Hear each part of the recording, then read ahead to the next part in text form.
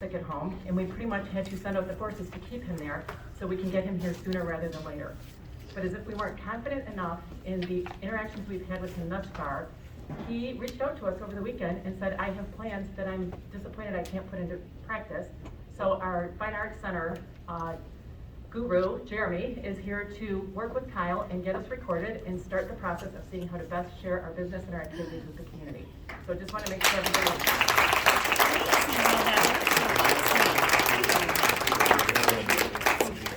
So we all wish Kyle our best. We look forward to seeing him at the next meeting, and he said hopefully you will see something from him soon.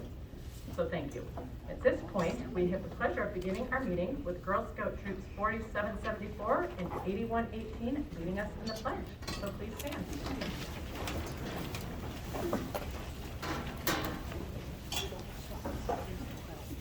Girl Scout Center, Colorado Band.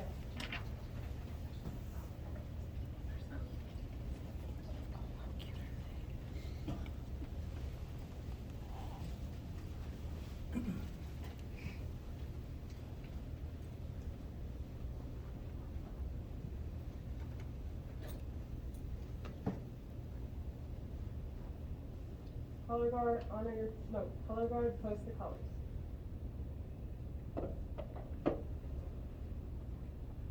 Color guard, honor your flag. Please join us in saying the Pledge of Allegiance. Pledge of Allegiance. To the flag of the United States of America and to the republic for which it stands, one nation, under God, indivisible, with liberty and justice for all. Thank you so much for joining us today. I learned earlier that the professionals have done this work before, so we know the drill. Please share your first name with everybody nice and loud. My name is Claire Halver. Thank you, Claire. You did a beautiful job. My name is Lily Halver. Thank you. You did a wonderful job. My name is Anna Payne. Thank you, Anna. So happy you joined us tonight. Thank you so much, Elizabeth. Glad you could be here with us.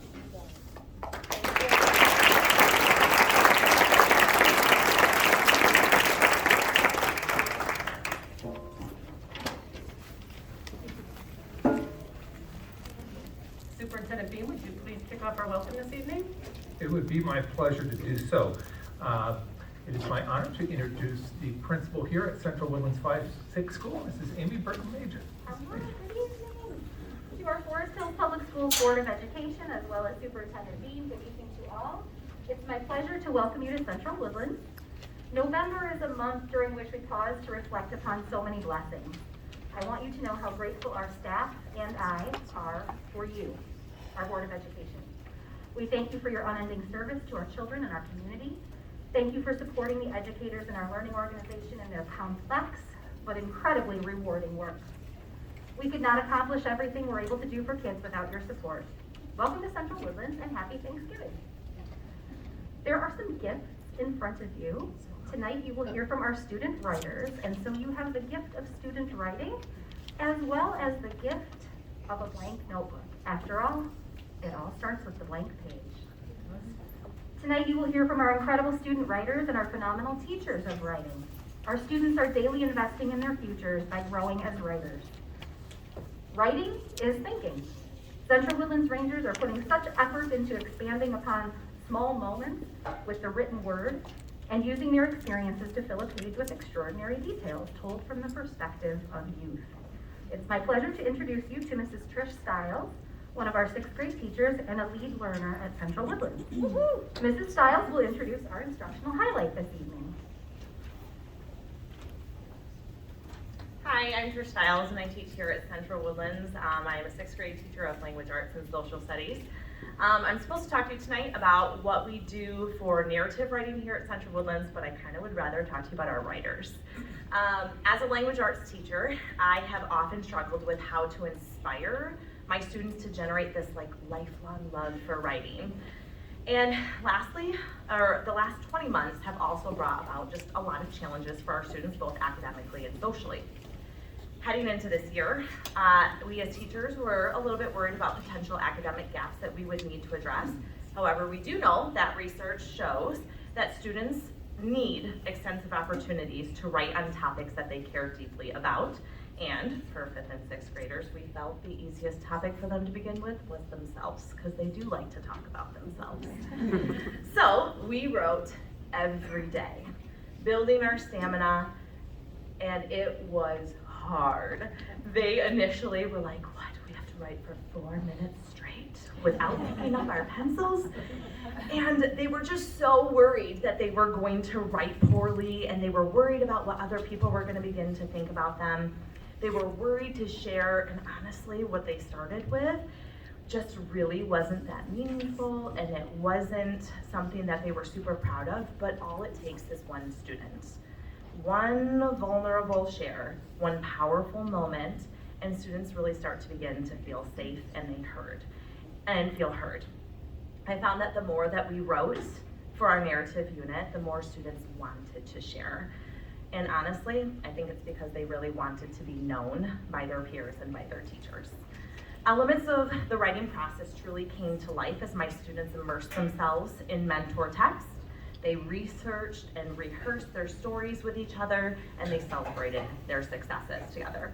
At Central Woodlands, we start the year with narrative writing because it's some of the most important work that we do, which is getting to know our students. And we build an environment of trust, acceptance, and accountability through this narrative writing. I'm so incredibly proud of the growth that my students have made, both academically and socially, in just a short period of time since the start of the school year.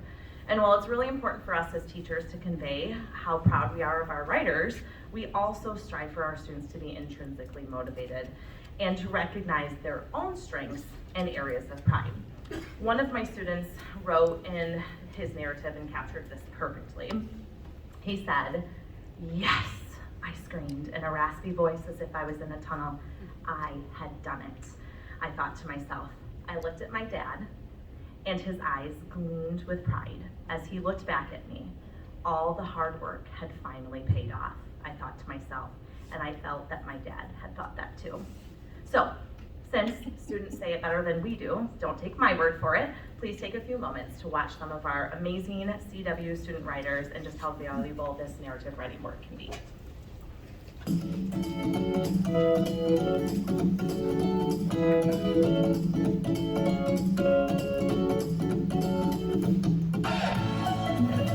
It's important for kids to become strong writers because they can use it to persuade people. Like if you say you're selling something, or you can use it to make people happy, like our normal fiction books. And it can also show important lessons in life.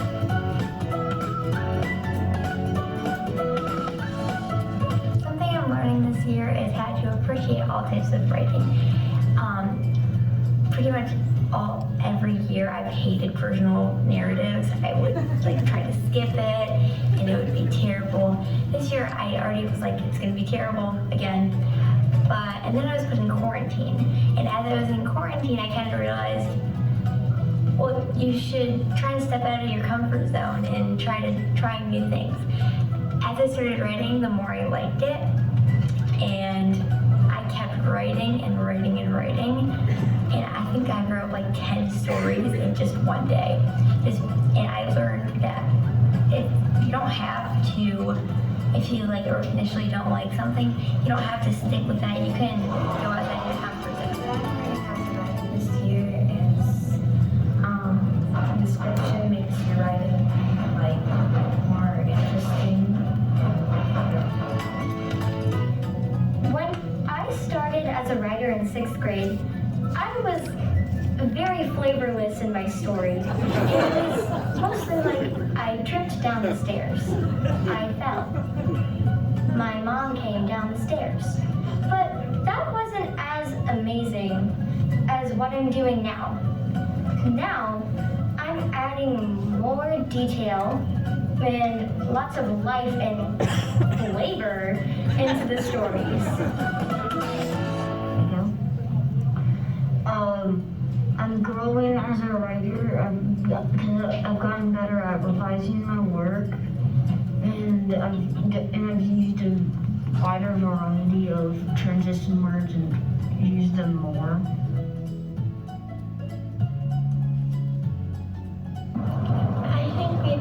with my writing because I know what people like and what I could improve on, and it's helped me to make my writing better because I know that I can probably use different techniques or try different things that might make it better.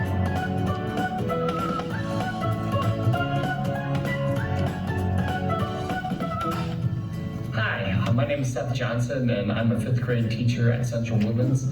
I teach language arts, and I've been teaching writing this is my 16th year already.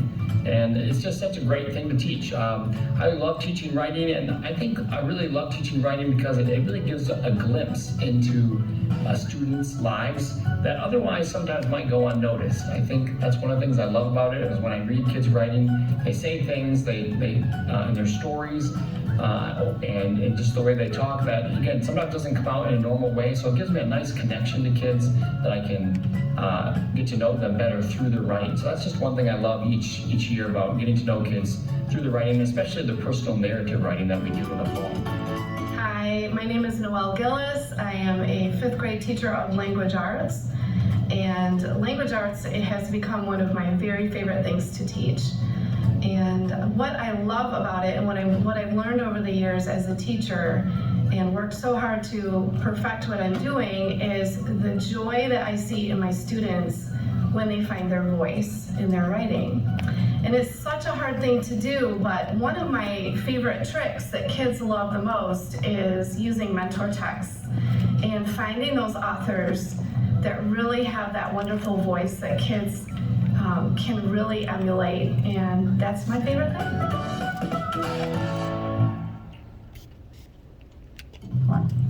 On February 6, 2021, we drove to Renee's house full of anticipation. It's finally happening, I thought to myself. We're actually getting a puppy. When we arrived, I was more excited than a dog around peanut butter. We rang Renee's doorbell and were greeted by her welcoming face. Hi, she said with a warm smile. Come on in. Her house was a small, cozy one, with a large playpen in one corner. When I saw the puppies, I couldn't contain my excitement. I felt like a volcano about to blow its top off and erupt with happiness. Oh my gosh, the puppies are so cute. When I snap out of it, I melt into her arms as I hug her and realize she smells different than I remember. She used to smell like our room at our house, but now she smelled like, I don't know, maybe London. It was a sweeter scent than I expected. I began to cry, and strangely my stomach feels better. My brain stops spinning and my heart is blissful as our 5-minute-long hug comes to an end.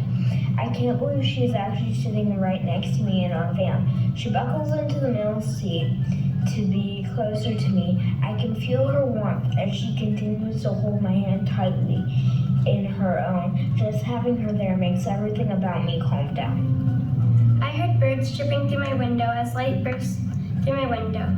I blinked a few times. I yawned, remembering it was Sunday. But Sunday what?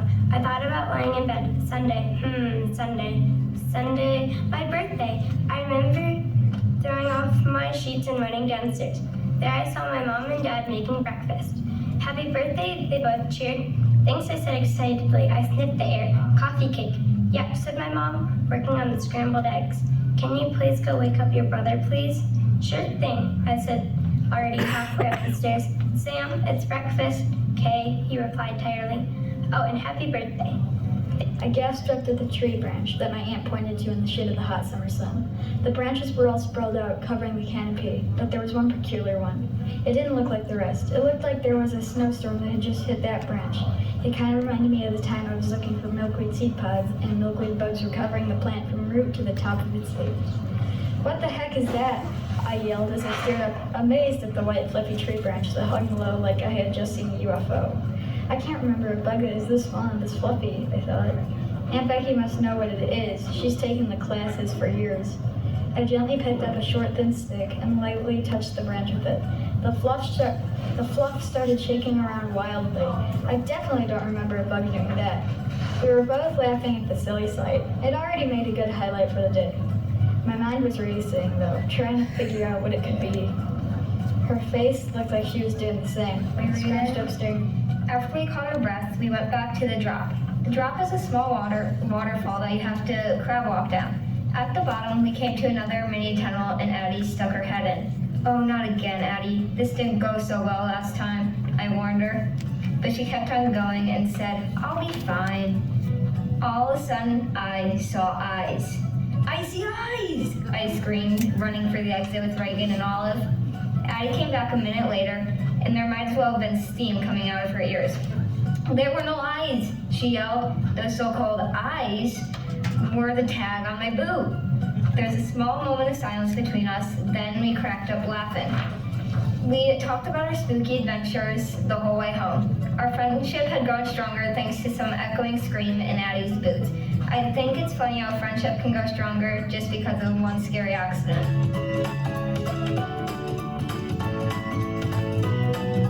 I'm Crystal Hamrich. I teach 6th grade at Central Woodlands. And when I think about my writers this year and something that has surprised me, I think about the effort that they put into their revisions of their narrative stories this year. It's been really incredible to see that, their intention with adding in internal thinking and dialogue and show language. And really impressive. An example is a student who each day we did intentional revisions would highlight his new revision, and by the end product, the end piece, his published piece, he had only one original line left that wasn't highlighted. So thinking about students really putting in the effort and wanting to do well and be successful with their writing has been great this year. One of the things that surprised me most during this past unit for narrative writing was how comfortable by the end students were with sharing their pieces. When I first started with them, they were terrified to share anything about their writing. They were afraid of being poor writers and having other people see that. But as we continued to write each day and share with each other, they became more vulnerable. And by the end, they were lining up to share. And so we did an entire celebration for the end of our narrative unit. And they were just so excited for each other, and it was so cool to see kids from all different backgrounds, boys and girls, be excited to celebrate each other's writing.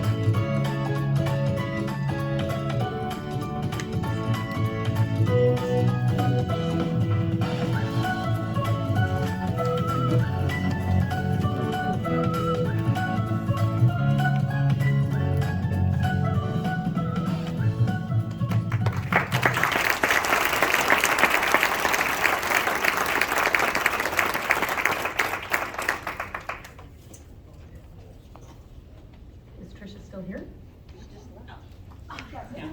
There she is.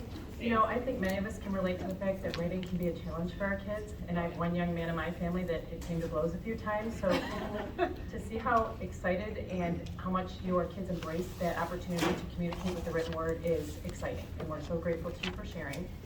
Does anybody have questions or comments or thoughts for Mrs. Stiles? Well, what was interesting was I did actually jot a couple questions down, but when Tricia came on later on in the video, she actually addressed some of those things because, I mean, this is something near and dear to my heart because I myself am an ELA teacher at Caledonia High School.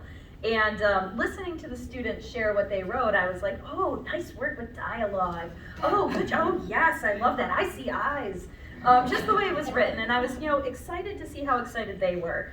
And I was thinking about, yes, teaching writing is probably the most challenging part of, English language arts. I mean, especially if you get a good mentor text. I mean, that good writing can develop good writing from, other students. And I could just see the joy in those kids when they wanted to share what they had written. And what I wanted to mention was, how do you get them comfortable with feedback? Because that right there is the key to that intrinsic motivation, is realizing that it's an uncomfortable process to come to terms with the fact that you're not perfect on that first shot, which is what students, and I've noticed over the last several years too, an extreme fear of being perfect and not wanting to make a mistake. And so what you're doing in that classroom is precisely what we want to see happen in ELA classrooms, that comfort with discomfort. And so I was also going to ask, you mentioned you celebrate successes, and I know that's the final piece of the puzzle right there. And you could just see the way that they were so proud to share, that in itself is a success. So any student who was in that video is so proud to have shared on that video for all of us to hear what they wrote. I mean, that is the magic. I love that. So thank you so much for sharing. I can see true success in what you're doing in that classroom.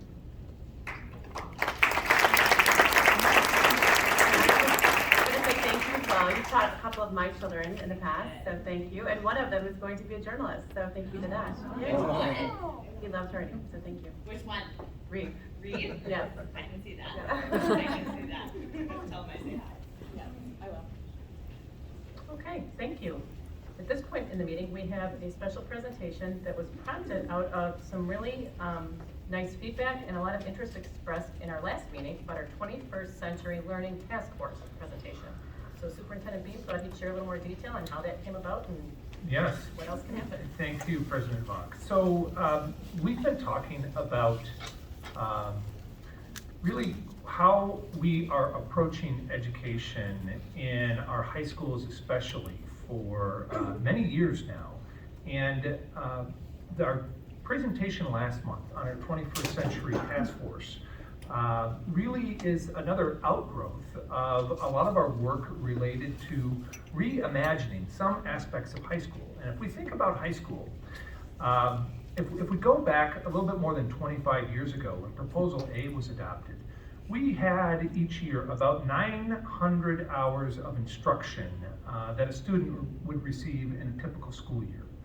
And then we've been increasing that, and really by the time we got around to the early years of the 21st century, we were up to 1,100 hours of instruction. So adding 200 hours every year, almost the equivalent of over 4 years, an entire grade level, if you think about those 800 additional instructional hours that students have at that time. But that wasn't the only thing that was going on in our state and in our country. We also had this thing called standards-based reform.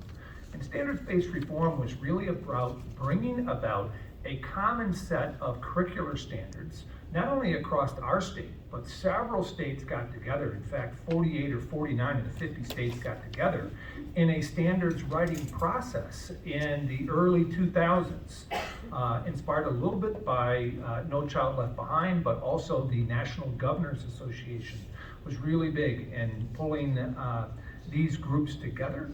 And they worked with an outside entity called Achieve Incorporated, and they came up with a slew of standards. In fact, so many standards that as we've done an analysis of them, and as independent people looking at all the things that are in this set of standards and all of the common content areas that we think of, it's estimated it would take students to about age 24 to master all of these standards. So we have a lot.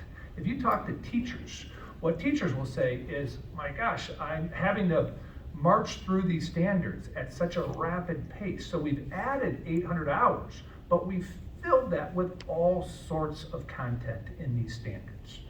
So as we talk to students, students feel that as well. And we've done this many, many times over the years. We've brought focus groups of students together to say, describe what it is that you're feeling in high school. And I'll just take a little bit of a digression here. One of the things that I notice in kids, like if you watch kindergartners go into school, they literally sort of bounce. They sort of hop. And they're happy and they're noticing the snowflake and the change of the leaves and the like. And then the other thing that I've noticed is as the years go by and as these kindergartners grow, the bounce gets less and less and less. And then as you get to high school, oftentimes there's no bounce at all. There's more of here we are again. And we know that learning can be joyful. We just saw great examples of it here from 11 and 12-year-olds in their work. And we know that as human beings, we seek to make meaning of our world and seek to come together and share that in a collaborative way. But as we look at the policy decisions of our schools, instead, it feels like this joyless march through all of these standards. And there's so many of them that we don't have the time to connect the standards to all of the relevant things that are going on in our world and how we might be able to apply these things. And so we've been looking at this issue of these siloed content standards where we just talk about math in math class. And so many, and this aim for quantity of standards and thinking that is rigor versus the quality and the depth of learning. And then we didn't stop there. In the state of Michigan, we added a new set of statutes in state law called the Michigan Merit Curriculum. And this was built of a desire that we wanted more and more students to go on to four-year university and go on to college and increase the college going rate in our state. And so what happened at that point in time is, instead of the state having in law a decision that they were going to require civics or US government and physical education, those are the two high school courses that were required as credits in law, and then local boards of education came up with the remainder of what was required for a student to graduate from high school. And that happened in hundreds of districts across the state. That was changed, and instead of 2 courses required, we've seen a requirement of nearly 20 different course credits all the way through, enshrined in state law. Well, quickly what happened, and I'll just give you a little bit of background, because I asked what was the reason for this particular policy change. And I was told many times, well, there were people in our state government that looked at who were the students that were going on to college. If the goal was to get more students to go to college, who were those students? And they looked and they said, oh, these students took very similar courses. They would take several, 4 years of English language arts, 4 years of math, and they looked at the actual courses they would take. And they said, aha, if we mandate that all students take all these courses, students will go to college. So there was a classic situation here where we were confusing correlation with causation in this particular circumstance. And so the policy was adopted, it was enacted in law, and we had the Michigan Merit Curriculum come in. Since the Michigan Merit Curriculum has been adopted, it has been amended 9 times because people have realized the error of the ways in the policy.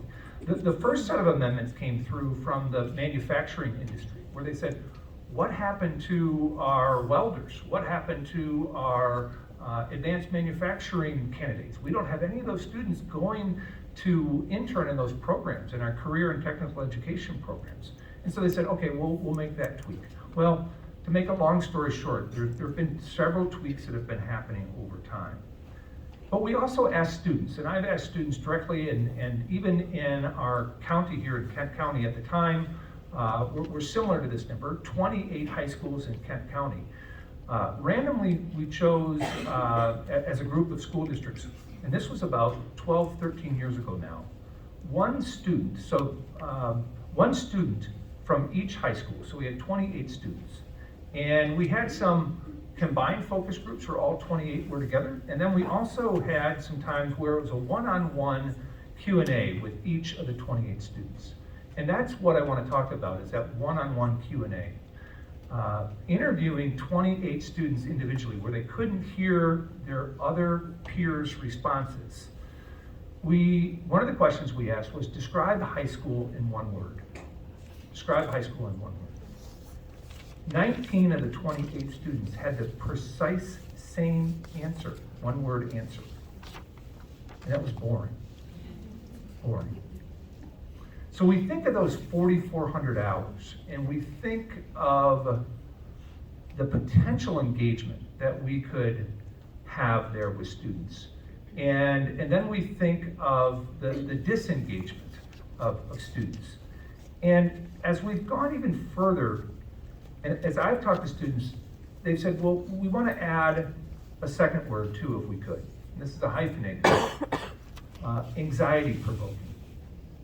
So boring and anxiety provoking at the same time, that's a really strange juxtaposition of emotions that students have. And I said, say more about that. And they said, well, because we feel such pressure to gather all of these courses and all of these credit hours, and in the right courses, and with the right types of grades, because we know that it's the right courses, the right credit hours, and the right grades that unlock the next step in our lives, in our future. And that's a belief that many students hold. And they also believe that if they don't do that in the right way, their self-worth plummets. And so that's where the anxiety really comes in that. And I believe that we confuse achievement with learning. Oftentimes they are similar items, but too often they're disconnected. We've set up a system where students are incentivized to achieve, but the learning perhaps is only temporary in that actual content.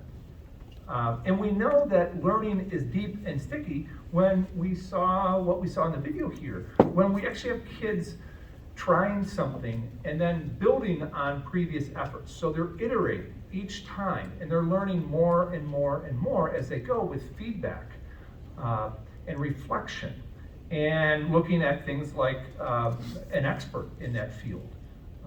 And not just an expert who may be a peer, but an actual adult. We do this in the fine arts all the time. We give students the tools that adults use in the fine arts. We give them a violin, and we say, here, play the violin. And they start progressing. Maybe it takes 10,000 hours, I'm not sure, to become a virtuoso, or maybe it's 40,000 hours, but we get them started on that playing time. And we have them listen to adults, we have them listen to experts, and we have them go through feedback. And they're excited, they're engaged as they go through that process. And what we're trying to do is to bring about a high school experience that looks and feels more like students understanding and having a mirror into what is it that adults do in the adult world, and having practice with that actual work. And less time sitting and listening to adults talk about things that happen in the adult world. So it's more time doing, more time practicing, more time receiving that feedback, and going forward. And it's also interdisciplinary. We're breaking down the boundaries of those different courses and saying that in life, rarely do we discover a math problem all on its own as an adult, just sitting there. Instead, it's connected with usually a context that involves multiple disciplines or multiple subjects. So what we're looking to do is to bring more of the types of things that adults are working on. Adults are working on all sorts of sticky problems and sticky projects that they're trying to figure out, how do we solve these problems and projects? And actually bring students into this work as well. On real life things, engagement goes through the roof. We are trying to make regular connections with adult workers, adult employers, people who are working in the workforce all the time, to find out what is it they need, what is it they're working on. I'll just give you one quick example. This happened about a year ago. We had students who were helping a local nonprofit try to reduce energy costs. They were trying to figure out, how do we put more of our dollars into the mission of our nonprofit and less money into the administration of the nonprofit. And part of that was energy costs. So our students went through and did an energy audit, and even did this virtually, amazingly, on that, as they adapted to things with the pandemic, and ended up with a whole portfolio that they presented. I know some of our board members saw products of that work as well. So there's just one example. It's a small example, but students used and had to master standards in math, standards in English language arts around communications and writing, standards in science as they were converting all sorts of things on the electrical side, and in other standards as well. So I kind of compare this to, I remember back in the day where you had to buy the whole album to listen to the song, right?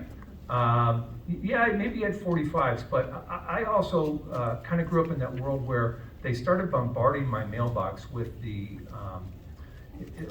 Columbia House. That's what it was. I was going to say Publishers Clearinghouse, but it's Columbia House. That's right.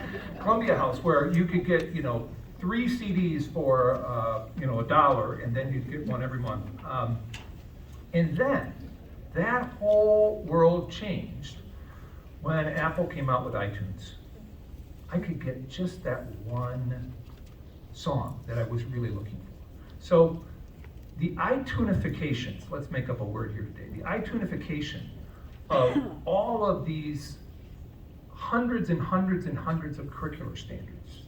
If we could group those together, and so now when I and my colleagues are working on that project for the local nonprofit, which is a real problem that they have to reduce their energy footprint costs, I can look at those standards and pull out a few, and my teacher can look at that and say, aha, you've mastered these here and you still have these other ones to go. It reminds me of when I was in the 1970s, I was in Cub Scouts. And my Cub Scout den mom had, she passed out this book. It's kind of like this size. It's called the Book of Weeblo. And in the Book of Weeblo, you could go through several different sections and chapters. And when you thought you were ready, if I thought I could start a fire with 2 sticks out in the woods, I would read that, I would understand, and I would go practice. And then when I was ready to demonstrate my proficiency with the den mother, I would go do that, and boom, I'd get a badge, and away we go. Now, what was cool about that is some of my fellow Cub Scouts, we could be working on the same badge, or we could be working on different ones. So it moved along with our interest on that as well. Imagine a high school experience where we've made clear what all the standards are, not only to the parents, but to all the students as well. And we've grouped like standards together, and we've also maybe taken some time to rethink some of those standards. I'm gonna pick on one content area, and I always do it. I love math, but we require every student to take Algebra 2. And Algebra 2 is not the same Algebra 2 as adults took maybe 30, 40 years ago, or 20 years ago even. So we have a 3-week unit in that Algebra 2 on imaginary numbers. Imaginary numbers. Now, as an adult, I have yet to run into an imaginary number, or I have yet to run into a problem that requires me to use that content of imaginary numbers. Now, math teachers will push back, and they have, and I love this. They'll say, but it's about deeper thinking. It's about flexing our thinking muscles. Hey, okay, we need to do that. Athletes will always have a time of warm-up, right? And if that's what we're doing, let's be clear about that though. Let's not hide that to students and parents. Let's be clear that that's what we're doing in this part of it and how it's going to connect. And you're not going to run into a lot of these things out in the adult world. So we can kind of put into context that stress and strain that our students feel, that everything feels of the weight of the world importance as they're thinking about what their next step is beyond high school. And I also just want to say that beyond high school, what I see for students is continued learning. That's what I see. Where that takes place is really up to individual students and their families, and that can happen at all different points in time. Some of the best people who really had college licks that I encountered when I was in college were people who didn't go to college right away, who lived more of life. But everyone's got their own pathway, and it's not the place of the school district to dictate what that is. It's simply to provide opportunities for students to be able to choose their own successful path. So we want more engagement from our students. We want to bring that bounce back that we know lies within all of our students. I would just suggest to you, if you watch students during a high school musical production, you'll see that bounce. You'll see that backstage, you'll see that before the performance, you'll see that after the performance, you will see that engagement as they're all coming together, working on a variety of 21st century skills: collaboration, problem solving, communication, deep learning that's taking place, responsibility. And when we provide them space and time to practice those things and to do what our writers do here, iterate each time, great things can happen. And so I'm so proud of the work our teachers are doing to wrestle with these issues. They did not come up with this system of 4,400 hours and enough standards to take up what really is about 10 years of high school and shoving them all in that time frame. But instead, they're trying to innovate and iterate. And we see all 3 of our high schools working through these challenges and at different stages and also at different approaches trying to address this. So I know as a board we've talked about this before, but I just, yeah, a little bit. Just to open it up, I know we had a great conversation at our finance committee meeting, but just to the members of the board, to thoughts and feedback and you know, other even challenging some of our thinking on some of this as well. And I'd also say this is something, as we talk about as a board here, I'd love to, as we get into January and February, take this conversation to our students, to our parents, and meet in an even larger venue and have our teachers and others interact, and even our employers and our admissions counselors at our universities, because what they have to say about these things may surprise some people as well. So thoughts, reactions? I always take issue to downplaying the relevance of the square root of -1. Yes, you do. But I will say it's not a 3-week topic. And I will tell you, some of us did sit in on that Project Next STEM combined presentation. It was an energy audit, which is what I used to do in my profession. And those kids did exactly what I did as a 24-year-old. And I think it was because they were passionate, they understood the relevance, and educators know that is a challenge that's been around long ago that came around. And what was so cool about that is not only did they nail their actual energy audit and create recommendations that the industry embraced and acted upon, the consumer's energy, his chin, the representative's chin was down here, but when you really, I think, are engaged and connected to what you're learning, these kids listened to the customer and they heard over and over how passionate they were about the environment. And so these kids took it upon themselves to calculate the carbon footprint their actions would take to see if that was an additional motivation to act on the recommendations they gave. It was fascinating. So this work is exciting, and it's really exciting to actually see it play out.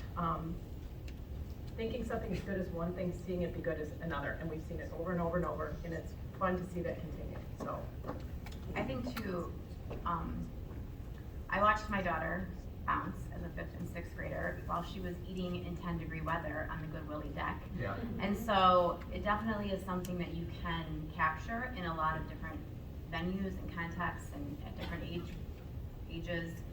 If it's, I think it's that interdisciplinary that's so important. And my college kids, it's a standard in college that when you write lesson plans and unit plans in their education major, they have to have them be interdisciplinary.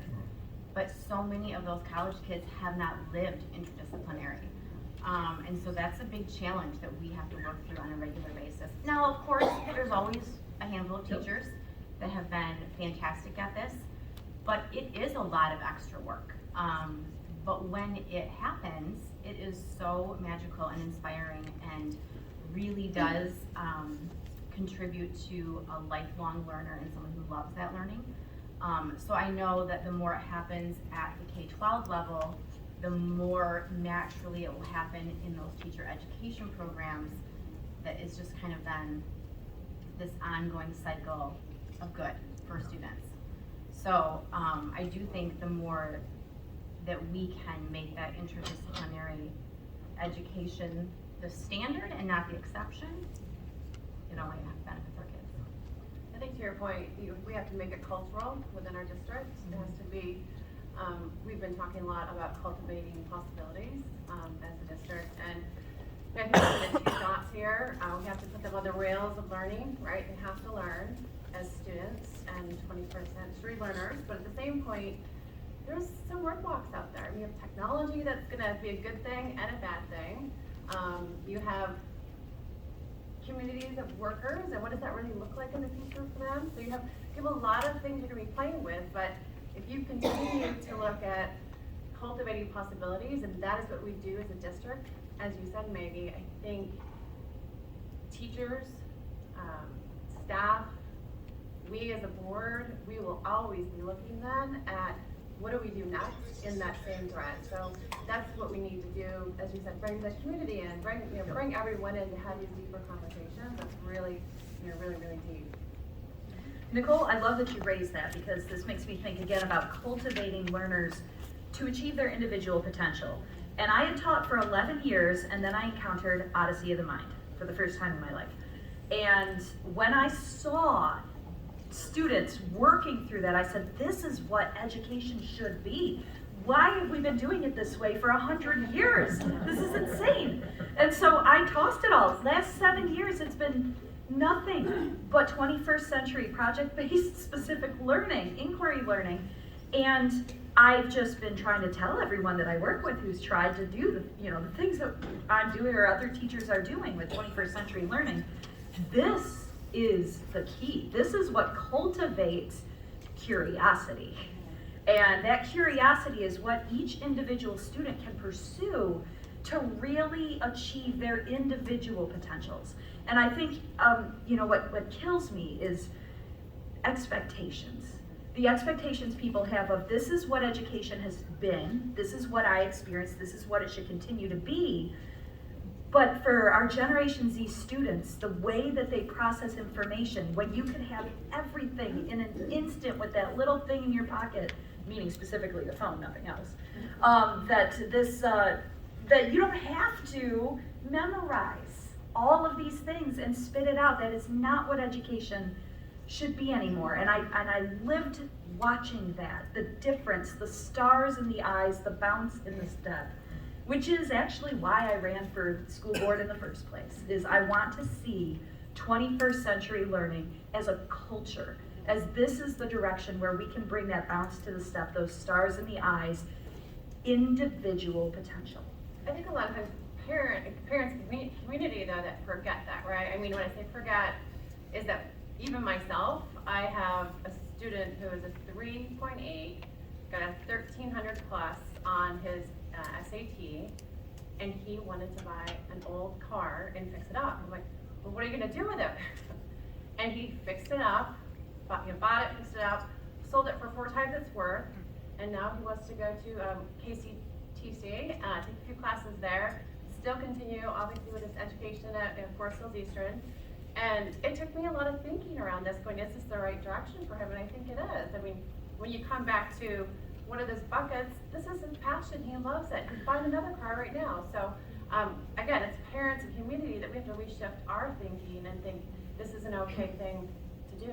Yeah, to echo on that, because, and what you said with Odyssey to Mind, you said, because I've been involved with that as well for years, and seeing the kids get involved in tackling so many different things from so many different perspectives.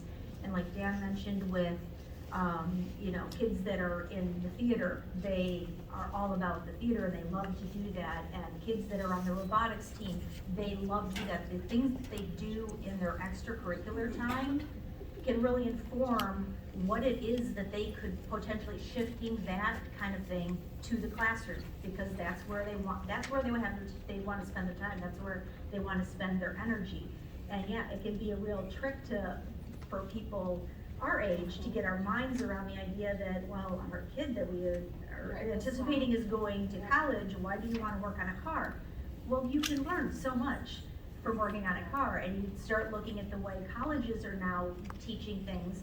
The more and more you look at them, they're not just come and sit in a classroom and learn. It's it's moving also at the college level in a much more collaborative direction. So it's good no matter what pathway he had to open a business account, he had to market it, he had to go buy the parts, he had to open a spreadsheet for his profit and loss. I mean, I helped him with some of it, but I mean, he did it. I mean, I'm really super proud of all the skills. Picture taking, he was just kind of snapping weird pictures, and I'm like, no, let's really look at the angles here. So I mean, he sold it really fast. So I mean, there's a lot you can learn by doing those things. Hence the 21st century learning we heard last month. So yeah. In the onboarding, it's not about a snowboarder or skateboarder or longboard. Those are devices that hook students into understanding so many of the concepts that you've talked about, we heard about last month, at a deeper level. And because they're actively involved with it, it gets anchored in the brain. And instead of just a discrete knowledge base to be regurgitated on a test and then forgotten about 6 weeks later, instead of becoming a knowledge base, it becomes a skill. And we're developing more and more of those skills. And that's what employers are looking for all the time. I do think we have to find ways to celebrate more forms of success. Too often, I think, our definition of success is too narrow, and broadening that. If you look at some of the most successful entrepreneurs in our country, most of them did not finish college. So I'm not trying to denigrate formal learning as an educator, believe me. But what I'm trying to do is to say that learning can happen in so many different ways in different places, and we have to be able to give value to that. I think there is a crisis that we've got, and it certainly is felt in our higher ed community, but we feel elements of it as well. You know, the higher ed, I think of the 3 Ds: debt, depression, and doubt. We've got lots of kids who go on to higher ed thinking, my life will become clearer, or I've got this one career path in my head that I think is linked to my feeling of self-worth. And then if we haven't had an experience with that, and then we invest a bunch of money in that path, and then maybe we finish, or we don't, but if we finish, we get out and we realize that isn't really the thing that gives me a bounce. Now I've got depression, I've got debt, and then the doubt comes in when, as human beings still early on in their life, begin to doubt their own efficacy, their own self-worth, and that's a huge crisis. And we've got to be able to point to, I think of the story of one of our own teacher's sons, who's now 25. He graduated from Eastern High School, went on to be an electrician, went into an apprenticeship program, went to a national competition and won the national competition, got a big prize award for that, has passed his journeyman's exam, and I don't know all the levels, but certainly is on his way to a master electrician, no debt, very happy, married, not a financial care in the world, and looking to start his own business. Those type of stories we need to tell the same way that we tell the story of an athlete signing at a Division I school, or a 4.2 student going someplace. They're all great things. We don't need to, the pie is big enough to elevate all of those folks. You know, in talking about, in addition to cross-curricular learning and relevance, what's interwoven in all this is something we've talked about many times, is that discovering your passions and talents. And we heard the stories about the Gone Boarding kids that are now all over that action sports industry and have discovered graphic design. They saw at Burton when they were overlooking the shoulder of a designer. And I think of my 2 Goodley kids. One is an environmental engineer and one is an environmental policy analyst. So exposing these kids to something that they can latch onto and do their learning from that seems to be so much more enjoyable to them and really makes them embrace the experience, I believe. So, at least in my experience. Well, I think, Dan, you hit the nail on the head when you talk about the fear of not being successful. And again, I want to bring back to the word expectations of what success is, and being courageous enough to adjust our expectations, even regardless of what we have seen for a lifetime, to recognize that it's not doing them favors. Right, and it's not about, what I see when we open this up for our students and they see the connection to the relevance, and when they know they're going to be publishing their work publicly, I see the level of not only effort, but the end product, students wanting to increase that on their own. Again, I've told the story many times when we've had snow days, and invariably, you know, the sun comes out and it's 11 o'clock and the salt trucks have been by, and people say, hey, can we still meet for, you know, basketball practice or whatever? Invariably, the phone calls I get are, we've got a musical to do, and we want to meet for musical practice. Even if the salt trucks haven't come out and it's still a blizzard out, they still want to meet and go to the Fine Arts Center, because they want themselves, the students themselves are the ones who want to do that, because they want to elevate their own performance. I think we have worked long and hard at the idea of grit and perseverance, and I remember, and that was how many years ago at the opening day when we talked about grit. And I like that, I think we are building this from the bottom up, from the elementary, teaching our kids that fail is okay. And I love that acronym, FAIL is a first attempt in learning, FAIL. And I think that culture, I hope that culture is growing, that we continue to see that grow. Because that, as you said, that's our goal of having kids leave us to be lifelong learners. We're giving them the tools to figure out how to do whatever it is. Some of those jobs don't exist yet. And we are using that culture to help. propel them? We've got models. We've got great models. Odyssey of the Mind is a great model of that. Goodwill is a great model on that.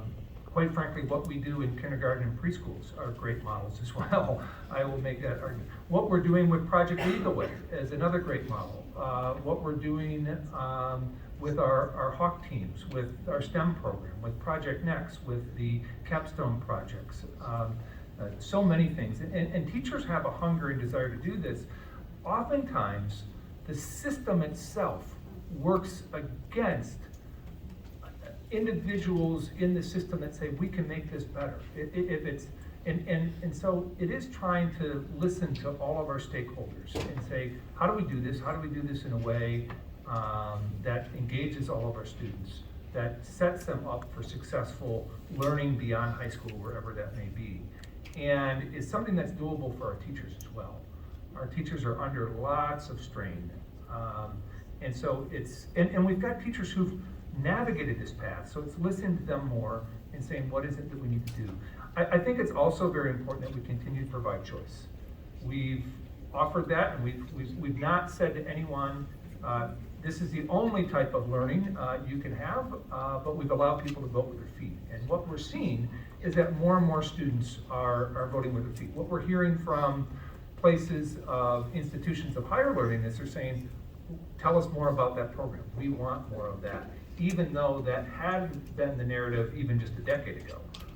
So we're seeing those changes as well. We've got to get that information to our parents, because I think our parents oftentimes are torn between, they want their child to have that bounce, but is this the right basket of courses and grade points that's going to unlock the door at the next level if they think that that's the direction their child's going to go as well.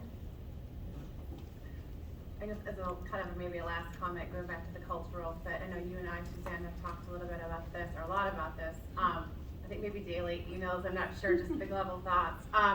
But it just really, it does go back to, fluidity, making sure that, as a district, we're making choices to, first of all, put it out there, this is the direction that we want to go. So if we're going to look at it culturally, again, who are the players, the stakeholders, I like to say stakeholders, or the people we have relationships with in our district community.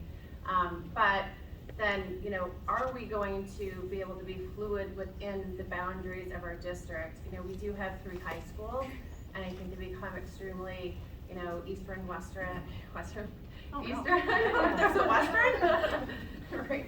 So our 3 high schools become a little bit, separated.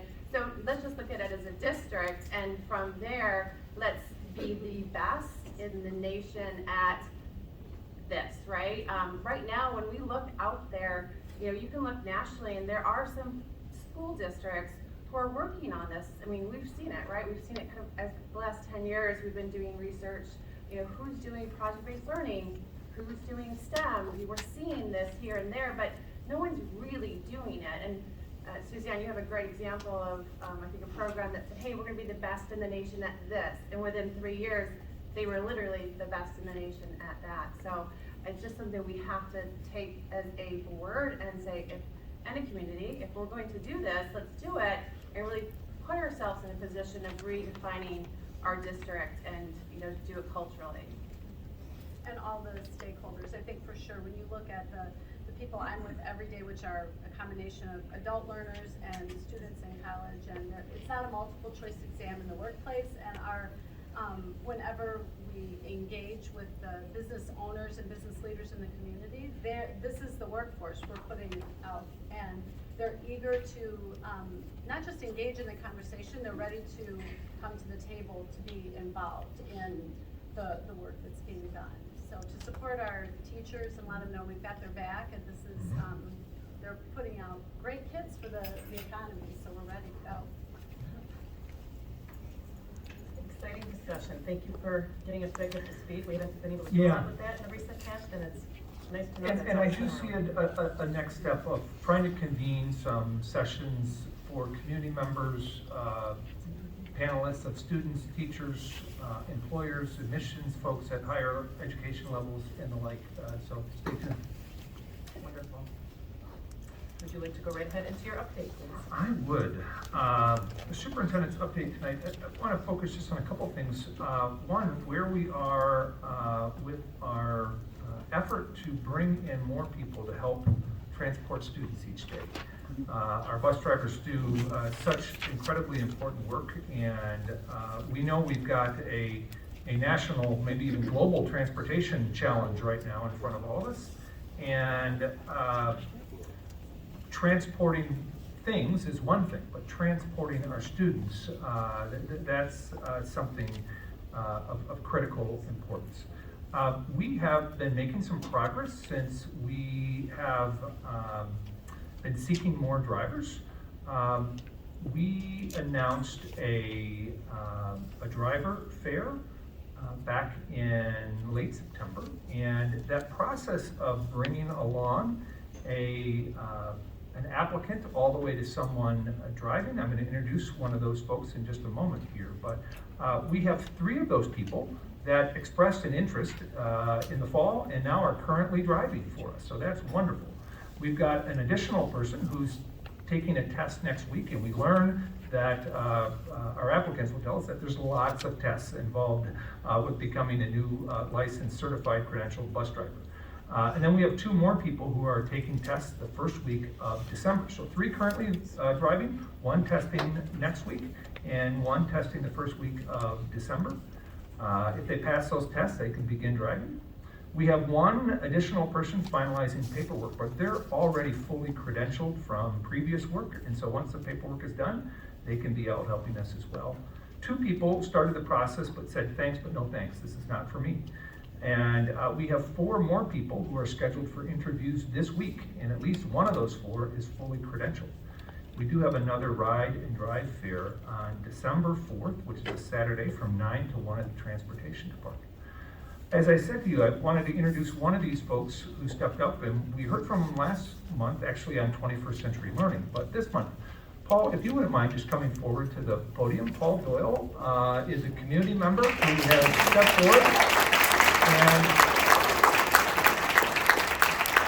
Paul, if you wouldn't mind just talking a little bit about your experience from no experience with driving a school bus. Paul has been a successful entrepreneur. He's brought 3 different businesses to fruition at high scale and success. Paul knows more about the Federal Reserve payment system for clearing payments than I've already screwed it up, haven't I, Paul, in trying to describe it. But now Paul knows a little bit about the process of becoming a bus driver, but also the work of transporting our kids. So Paul, just talk a little bit about your experience on that. Thanks, Dan. Well, and candidly, the impetus to become a driver is shared by you and my wife. My wife has been nudging me for 1.5 years or 2 as she saw these signs saying Forest Hills needs bus drivers, and I would look at her like she was crazy. One of the mistakes I make too often, but I learned. And then when we were meeting to talk about giving the 21st Century Learning Task Force meeting, you mentioned this crisis and the fact that the district really needs drivers, that it is a national crisis, it's not something we're just experiencing locally, and that the district would take any and all help that it could get. And so I left that night after our meeting and thought about it, and the next day I said, are you serious? And you said yes. And I took you at that word, and I immediately applied to start the process, and that was on September 9th. And so I've gone through the process, and I can tell you that it is very achievable. You don't have to have any extraordinary skills. You just have to have a willingness to learn and to try.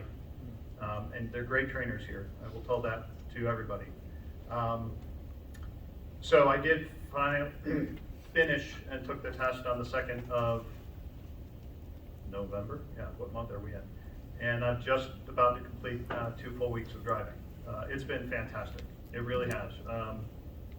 It was more than I expected. There's a lot, but it's all small stuff. Learning the bus, learning the parts of the bus, learning how to make sure that it's safe and that you're safe and the kids are safe, and then learning how to drive it, and then learning the routes. And now the biggest challenge I'm facing, which is learning the names of the kids. and they come on the bus with eyes this big saying, you know, are you going to get it right today, Mr. Doyle? But the point is, we need drivers. I mean, what you were talking about, 21st century learning, is going to do anybody any good if the kids can't get here to school. And we have a tremendous staff that are driving today. My understanding and appreciation of the role was very small before. My respect is immense.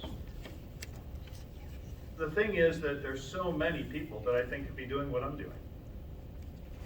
While the district needs full-time drivers, I had brought forth an idea to Superintendent Beam and to the staff and the leadership in transportation, which is, what if we were to build a reservist force? I'm a former active duty service member, and we have reserves for our military that can fill in when you can't take care of needs with active personnel. Why don't we do that for bus driving? Yes, we need full-time drivers, but what if we could build a reservist force of standby drivers here in Forest Hills? I think it could work.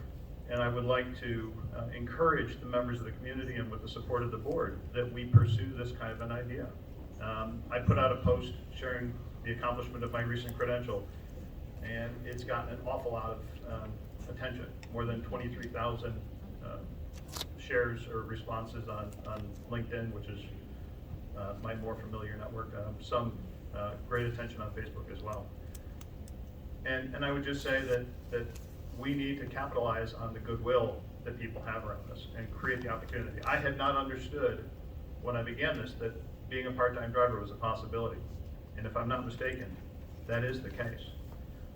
When I put that word out, I've received many, many contacts from people saying, so could I do this too? And I think the answer is yes. So with that, I'd like to just put out a call, something I call the drive to drive. How do we get more people to step up and make this big task small by sharing it together? Paul, what would it take, I mean, this reservist force, so everyone pitching in, you've got Route 64, I think, if I'm remembering correctly. Correct. And so what would it take, what's in your mind for a reservist force who might, stand in if you weren't able to do Route 64 for a couple of weeks because you sprained an ankle or whatever it may be? From what I understand, that it is allowable that a driver can drive on a periodic basis to keep their proficiency up, stay familiar with the route. And so we took the roles and cut them down into as little as 1/2 of a day's responsibilities. So either a morning or an afternoon, and had people agree to working one of those every month. To me, I think that could make a huge impact. There'd be also the additional advantage of more people like me in the district that understand and develop appreciation and respect for the drivers that we have, and what it takes to get the kids to school. So, why not recruit 40 or more individuals that say, I can give 4 hours a month, you train me, you keep me proficient from a skill standpoint, and I'll drive a portion of the load. And so the hurdle that we have to get through is the training piece, because you've got to be licensed and credentialed to do that on that. And that process there, just talk a little bit more about what that can look like. Well, the first step is super easy, which is to get a hold of this manual. I mean, you can download it as a PDF, and prepare yourself to take the tests over at the Secretary of State. There are 4 specific test components that you have to take and pass. The nice thing is that you can take it as many times as you need to until you pass. You don't get charged any money until you pass them all, and then once you've passed it, I think the cost is about $38. You then have your learner's permit. The same way my kids had a learner's permit when they were 16, or I did when I was 16 or 15, excuse me. And at that point, then the time behind the wheel, or exposure to the bus, really begins, and that's where our training staff come in. We have the machines, we have the personnel. It's a matter of designing the times that will work for people's schedules and just getting them through the process. It doesn't take an inordinate amount of time to learn how to do it. Many of us already drive and drive a lot. It just takes a little bit of additional exposure to understand what it takes to drive a bus. So I would estimate that probably, if I look back and could figure it out based on the time that was recorded for the training. It's probably 30 hours or 40 hours of actual, trainer-led instruction and time behind the wheel. All right. I know members of our board are looking here. Under law, you cannot be both the employer and an employee. So you can't be an actively serving school board member and respond to Mr. Doyle's call, drive to drive. But Paul, I do want to consider this in looking at our trainers. If I can fit in a training time on my lunch hour, whatever it be, and be one of those folks to pick up a 4-hour shift, I'd be glad to donate that time and learn to become a bus driver. That's something I'd be happy to do. And there, I know all sorts of people in this room can do that. There are people who give of their time and take time away from their place of work to read to young kids, let's say, to volunteer in schools in different ways. And here's a way that people can do it. So the Drive to Drive program, if we can just work together to find more ways to get that information out to our community, and we can train multiple people at once. And the other drivers will attest to it.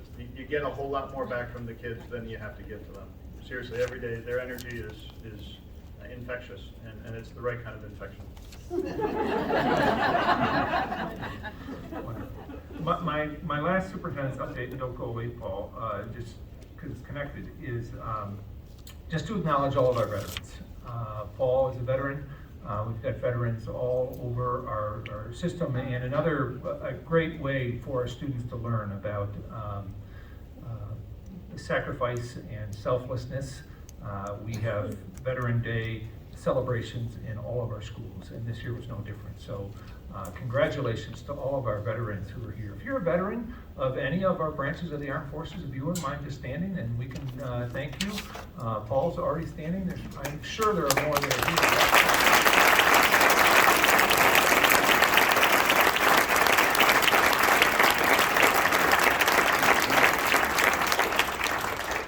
So that's my brief update. Thank you.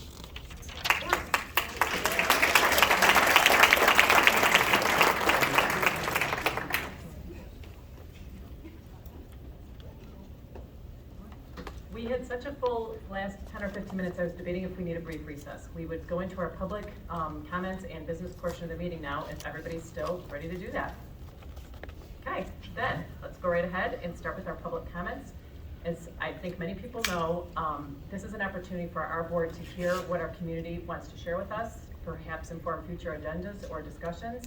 It is not a discourse, it is an advisement. So we allocate 3 minutes. Please share your name with us for the minutes. Superintendent Bean does try to respond to comments in his final report. He tends to take copious notes and try to address many of the issues that might be raised.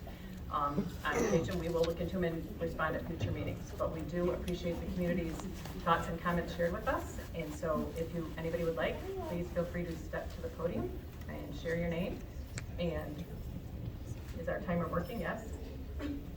The timer will be on the screen, and we are really trying to be considerate of everybody. So if you see us hitting 2 minutes and 45 seconds, if you could try to wrap up and know that I'm probably gonna mute the microphone at 3 minutes or 3:02 or 3:03 so you get to finish your sentence, okay?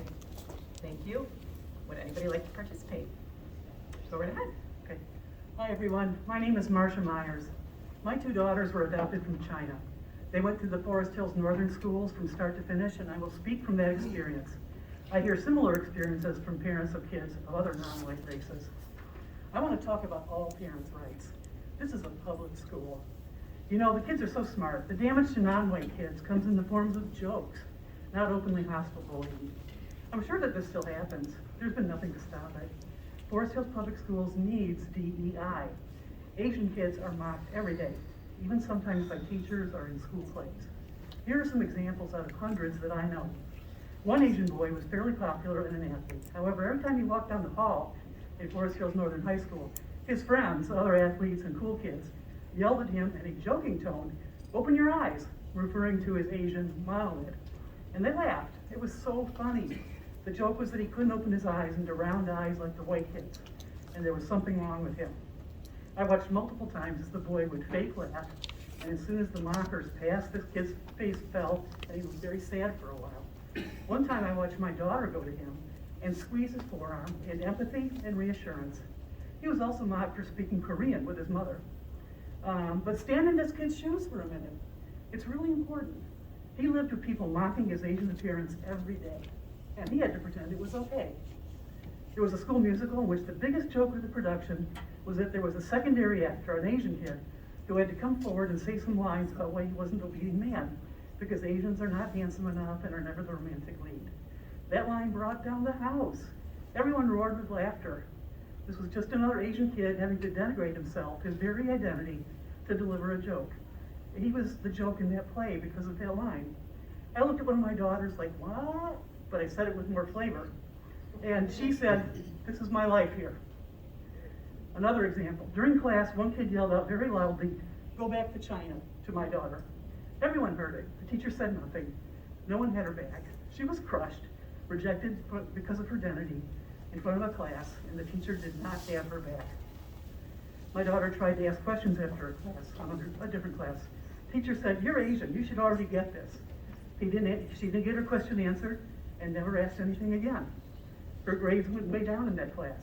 He made her feel like a dummy and ashamed because she was an average, school achiever and not the stereotype of an A+ Asian student. Kids in Forest Hills Public Schools need to learn that any kind of stereotyping of any race is very painful, even if the targeted kids appear to paste on a grimace-like smile on their faces to avoid ostracization. They can't fight back. It's not physical violence. It isn't overtly angry. You can't apply the bullying policy to mean jokes. The kids dishing this out are just joking. You push back and they say, look, you can't take a joke. I was just joking. There has to be more understanding and empathy taught by the non-white world. First of all, okay.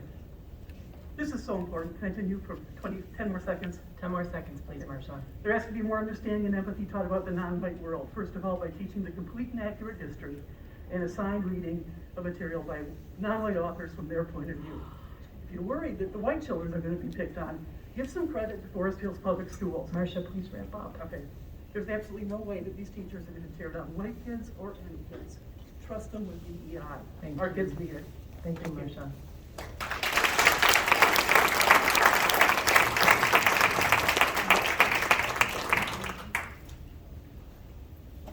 Hello, my name is Cynthia Long.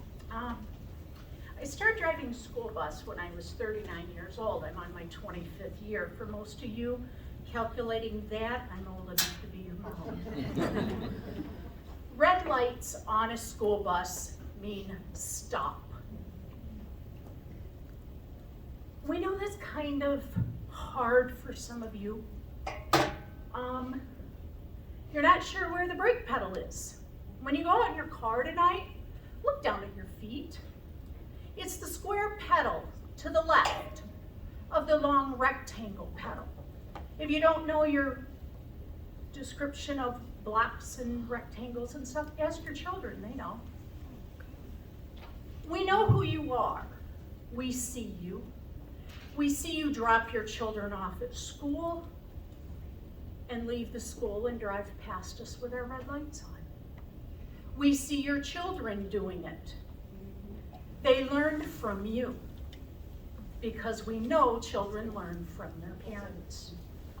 Sad part is, it's awful also some faculty members. In all this time, I've seen some good, some bad. And in the last 5 years, I've seen a lot of ugly. There's a lot of laws out there, and we keep making more. But why? All of you know red lights on that school bus means stop. Some of you get a bit confused because there's so many lights on a bus. But you don't get confused about a yellow stop ahead sign. You don't get confused about a yellow intersection. You're not confused with a stop sign on an 8-foot pole. You're not confused with a red light at an intersection. But you have an 11-foot by 40-foot object with 4 flashing lights. And not just one stop sign, but 2 flashing in front of you. and you have no clue what to do?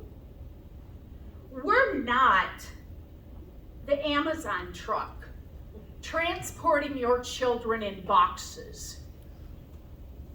We are a school bus transporting your children and your friends' children. We hear the excuses. It takes so long. You want to speed that up? Have your child out at the bus stop, not waiting in your car. When we have to sit there waiting for them to get out of the car or out of the garage to get up to the bus. I know we hear, it's getting cold outside or it's cold. Buy him a coat. Excuse me. I would like to finish this. Could you please do it to 10 I seconds, will. Cynthia? We're trying to be consistent. Yes. You know, you guys are the first people to point a finger at a bus driver if something happens. Cynthia, we need to wrap up, please. Okay. While you're out there putting signs in your yards, and I don't care what sign you do, put one in your yard that says red lights mean stop. Okay, Cynthia, we're good, okay? Thank you so much.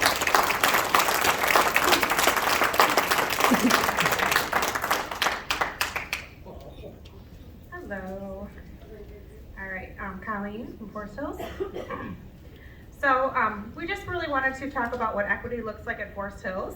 So I put out the back call earlier this week to ask people what they're thankful for in the Forest Hills Public Schools, what programs they're thankful for that promote equity. I said, I'm thankful for the STARS program getting my daughter to the reading level she needs to be at. I'm thankful for the Gateways program for helping my son reach his full potential and keep him from checking out when curricula became too easy for him and he got a little too chatty. And now I'm going to share what other parents have told me. Somebody is very appreciative for GLI right now, both for parents and students. Another person was raving about the STARS program and actually ended up explaining it to a bunch of other parents who were interested. Links. This is a program I did not know existed, so I was really excited to hear about it. It's a peer-to-peer inclusion program that connects students to their peers on the cognitively impaired classroom. They have special days that they eat lunch together, play at recess together, and their child really enjoys it. The Chinese and Spanish immersion programs. They help promote diversity and learning, appreciation, respecting other cultures. I did not know this, but a Western University professor comes to the high school to teach the students college-level Mandarin classes. The kids are considered Western University students and are able to enjoy some of the uni's perks, including access to the uni library, attending sports events. Upon graduating from high school, the students in the program would have earned a full college minor from Western at no cost. And the credits should be transferable to other colleges as well, saving some money. That's always nice. And this person pointed out that you don't really find these kind of programs at public school districts. It's usually a private school that you would find immersion programs. So a lot of people express gratitude for that. A lot of people express gratitude for the GRASP program that was introduced in the last few years to help avoid summer slide. Another one for GLI, and then peers to peers at Eastern Middle School. Project Next, learning in a non-traditional way, focusing more on collaboration, presentation, independent research to mimic real life, work experience. Learning that we all need to work together as a team, give and take to be successful.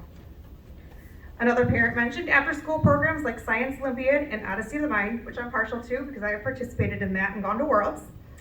They channel all types of talents, are completely inclusive and free, and celebrate all of the participants. Someone also added robotics to that list for an after-school program. More Chinese immersion, and then somebody expressed gratitude for the counseling department who helped their daughter navigate a medical situation. They also expressed gratitude for GLI because it helps bring awareness of others' points of view. GSA, more GLI, Global Champions. The English Learner Program, which supported kids learning language as quickly as possible when they transferred from Germany to the US. Colleen? Yes. We love the gratitude, thank you. Yes, all the gratitude, and then there was just one thing. I heard there were a few cases of seizures and would love if you could please elaborate on that during this meeting. Thank you.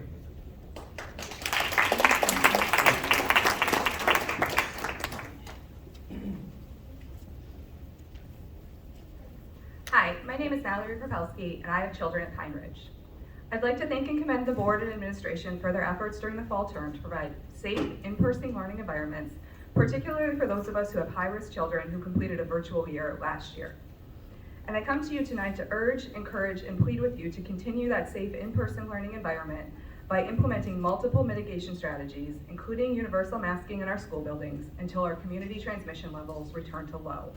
Yes, even when the Kent County Health Department lifts at the beginning of January. As of today, there are 356 inpatient COVID cases at Spectrum alone. Our 7-day average positivity rate is 22%. These are the facts, whether we like them or not, and our community is nowhere near low or moderate community spread. In the guidance for COVID-19 prevention in K-12 schools, the CDC recommends universal indoor masking by all students, staff, teachers, and visitors to K-12 schools, regardless of vaccination status. The guidance emphasizes implementing layered prevention strategies to protect students, teachers, staff, visitors, and other members of their households and continue to support in-person learning. The MDHHS COVID-19 guidelines for operating schools safely recommends that all schools adopt policies to require universal masking for all students, staff, and visitors, regardless of community transmission rate or vaccination status, and implement layered prevention measures. The Kent County Health Department school guidance recommends for schools to reduce disruption to in-person learning and create a safe environment for students, staff, and educators. They strongly recommend that we require universal masking of students and staff, following the guidance of the CDC, and that schools follow MDHHS recommendations for safer school operations during COVID-19. Please follow the science, the public health guidance, and our experts by maintaining multiple mitigation strategies, including universal masking, as long as the facts and data unfortunately warrant such strategies. Thank you. Thank you, Mallory.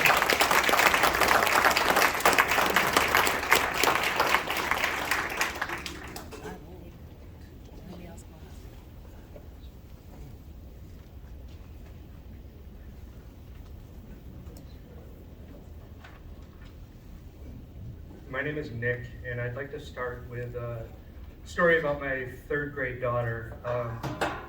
Comes home from school a couple weeks ago, really proud that she is learning about the Constitution and the separations of duties within the 3 branches of government, and the checks and balances that go along with those. Now, how do I, as a parent, whose daughter is excited about this and hearing that there's different branches of government, how do I explain to her that Forest Hills Public Schools has decided to listen to the executive branch of government, not give any credence to the judicial branch of government, and is going to move forward with a vaccination mandate for all of their staff? The 5th Circuit Court of Appeals had issued a stay on that mandate, citing grave constitutional concerns. But yet, apparently, you guys are going to move forward with that. Is that setting you guys up for lawsuits when we talk about constitutional rights? Why would you continue to enforce it when the courts have said it's not enforceable until further notice? Why did the board not vote on that decision? Does this fall under the unilateral powers that were delegated to Dan that the board never took back? I don't know what's going on, but I don't like it.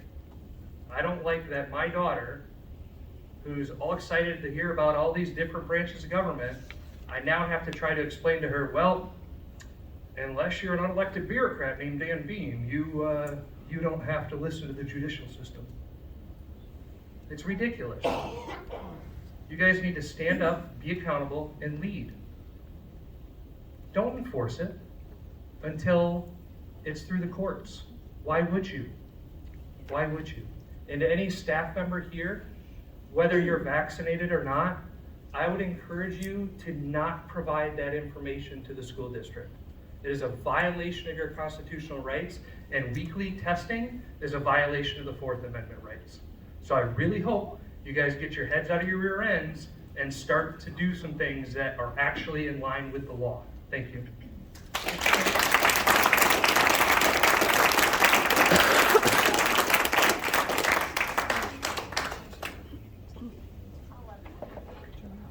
Good evening. My name is Diane Springett, and I have been a resident of Cascade for 38 years. I had 2 children go through the school district, both of whom graduated from Forest Hill Central, both who went to college, both who are working in their chosen profession, one in New York and one in Chicago, and both of whom are very grateful for the education they got at Forest Hill Schools and felt very prepared when they went to college with what they learned at Forest Hills. I have never spoken at a board meeting. This is not something I am at all comfortable with, but I felt very compelled to come and speak because of some of the negative issues and rhetoric I've heard, and felt that I really needed to come and express my thanks to our board and support for what they have done. I also have been on the board of a nonprofit organization, and typically people are so grateful that you've taken your time and given your talent to serve on a board. And the community is always very supportive that people are willing to step up and help. And I don't necessarily always see that with board members of our school who are entrusted with our children. And I can't think of a more important board to sit on and represent their well-being. So I am just here to express my gratitude and thanks, and thank you for having Forest Hills be the type of district that people want to move into because of our schools. Thank you. Thank you, Diane.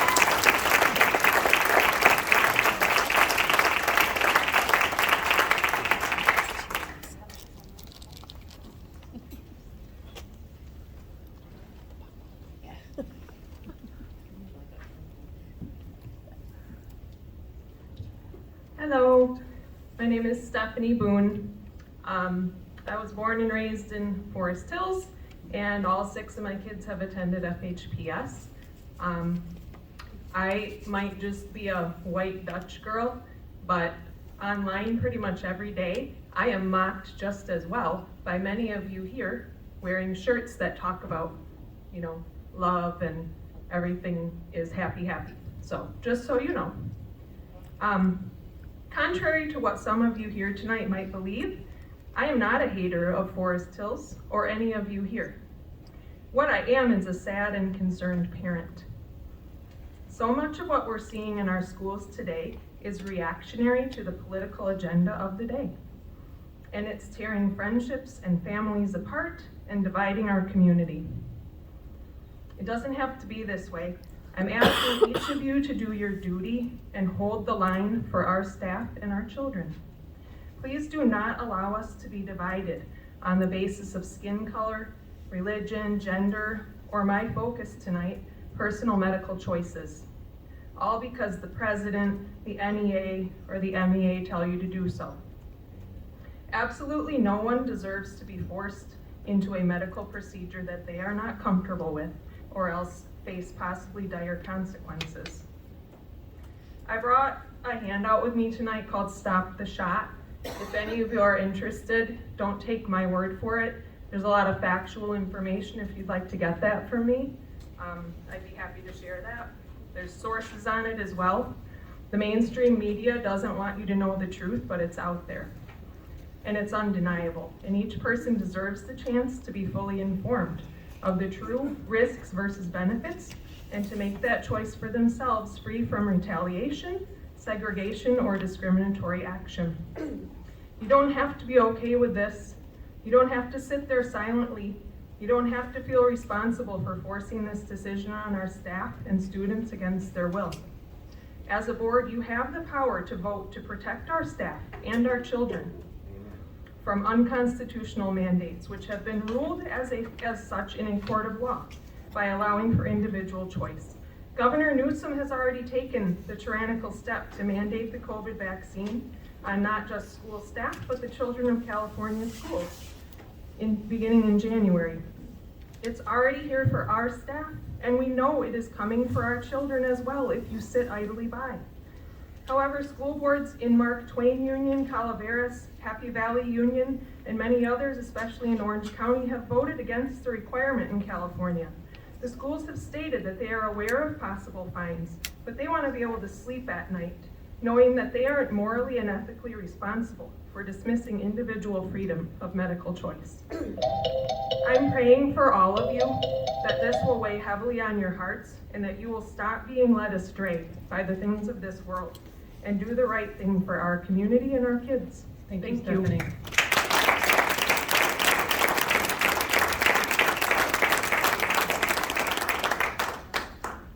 Becky Olson, Forest Hills parent, mental health board member, and college educator. These thoughts are my own.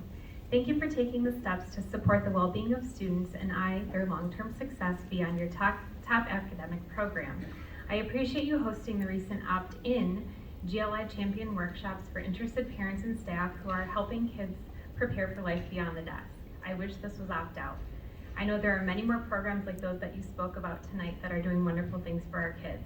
I also want to commend you for adding the robust collection of mental health resources to the district website, giving students and families a place to start when it comes to coping with their mental health through the pandemic.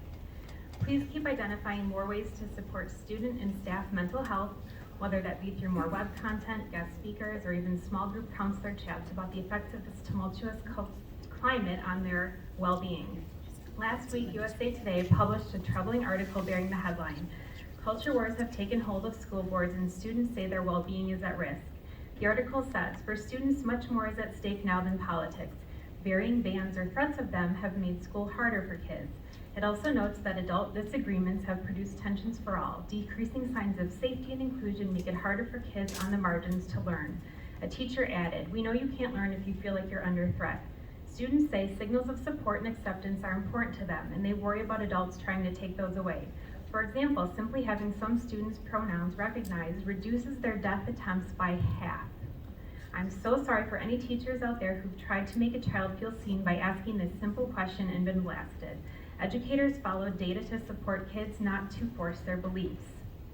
The article continues, "It's really scary because there are kids out there who go home to a family that's not as accepting. The only place they may have support is at school," said one teen, "and now they're trying to take that support away from us." Coincidentally, last week, the GLI training elevated the issue that almost 20% of our FHPS students, including high performers who enter college, come back the first year. Is there too much emphasis in the Forest Hills bubble on shielding kids from reality of an evolving society out there? Are we frying the right fish? Grades are so important, but I support you 100% in knowing our students need more than a stellar academic education. Based on what I see on the other side in the college classroom, and even in my role as a corporate internship leader, kids benefit from an earlier exposure to global awareness, self-awareness, coping strategies, and critical thinking to equip them for the college environment. At this age, they also need their schools and educators free from threats. Thank you, board, for prioritizing the whole student, and think of the majority with your decisions and explore individual accommodations where they fit. Thank you. Thank you, Becky.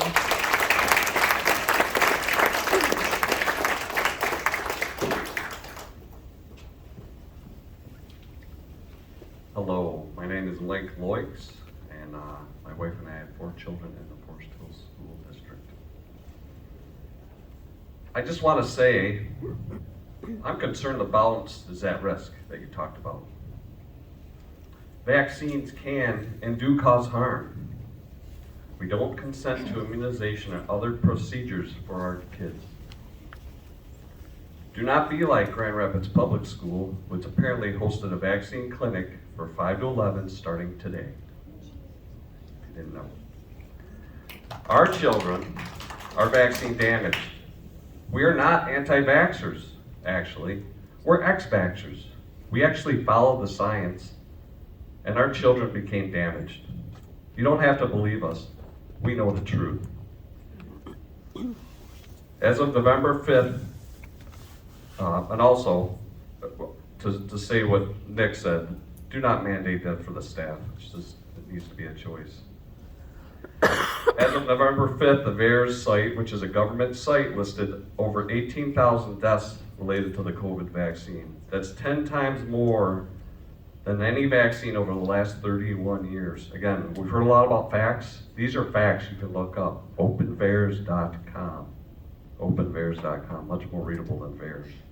I highly recommend. If you really want to know the facts, you can find them there. There's things I'd like the board to to recognize and to deal with. Do not sponsor any vaccine events. I encourage, this is critical. And if there's any talk of that, of any vaccine events, I'd like to understand, along with many other people, are there any public funds or state funds or federal funds tied to these types of events? Again, vaccines can and do cause harm. The parents and guardians and the staff should have medical freedom of choice. Really leave it to the parents and individuals to make their decisions. I think I heard Dan, you talked about, like learning, you should have choice. So just in your presentation today, yes, let's have choice. Dan, I certainly will look to hear you talk about some things tonight, but I do invite the other board members to comment. I read on the bylaws, each of you can do that. You have the ability to comment. You've heard a lot of things today. The question is, will you? Thank you. Thank you, Mike. Good evening. I'm Raylan Claire Horlings, and I was raised in a school district. Thank you for the opportunity to address Dr. Beam and the Board of Ed. First of all, I want to comment, I was not planning on making comments tonight, but the courage that it took for the parent who spoke tonight about her children's experience touches on a very deep and painful part of my own upbringing that I have overcome. And I felt like this was an opportunity tonight to speak to you as a Korean adoptee and as a proud Asian American. It was not until I attended Michigan State University that I was able to understand and finally take pride in what Asian Americans have contributed to this country. We have just as much right to be at the table of conversation around what diversity and equity means. Oftentimes Asian Americans are left out of dialogue about the experience of being a person of color, but we have as much to contribute in that conversation. And the realization that Asian Americans have been in this country for more than 150 years and have contributed so richly to every aspect of American life. It's time for our school district, when you talk about the 21st century experience for our children, that the education has to go beyond what we teach them, the math and the English, those are all important, but about what it means to respect one another. That respect cannot really be fully realized unless children understand what others have done in this country that have helped to shape the American experience. If we're going to truly live out Dr. King's dream, that we will be judged by the content of our character and not by the color of our skin, it has to begin with teaching our children, and each one of us is responsible for being educated ourselves about what people of color in this country have endured historically, what they have overcome, and what they continue to contribute. That is not to say that it's about teaching our kids to feel guilty or hatred for themselves because of the color of their skin. I don't support that. There is a starting point to education around diversity that begins with education, and your role in helping to make sure that our kids have that well-rounded perspective. So much of what kids think in terms of their attitudes about race are born out of ignorance. So this time we have now, this pivotal time in history, after we saw the xenophobia exhibited by so many when COVID first hit and the China virus and that whole labeling hurt Asian Americans very deeply. The idea that we are to go back to where we came from. I am a person who belongs here just like anyone else. I am an American citizen. There is no going back to where I came from. And we have got to start changing the narrative, and I ask for all of your help in doing that. If there's anything that I can personally do, I'd be more than happy to. I serve on the West Michigan Asian American Association Board. I'm the vice president this year. And part of what I want to see increase is advocacy on behalf of Asian Americans in this community, that we have a voice and we have a contribution to make. Thank you so much.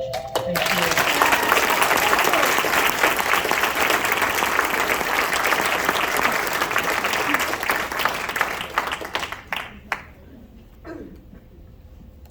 My name's Carol and I'm from Plainfield Township.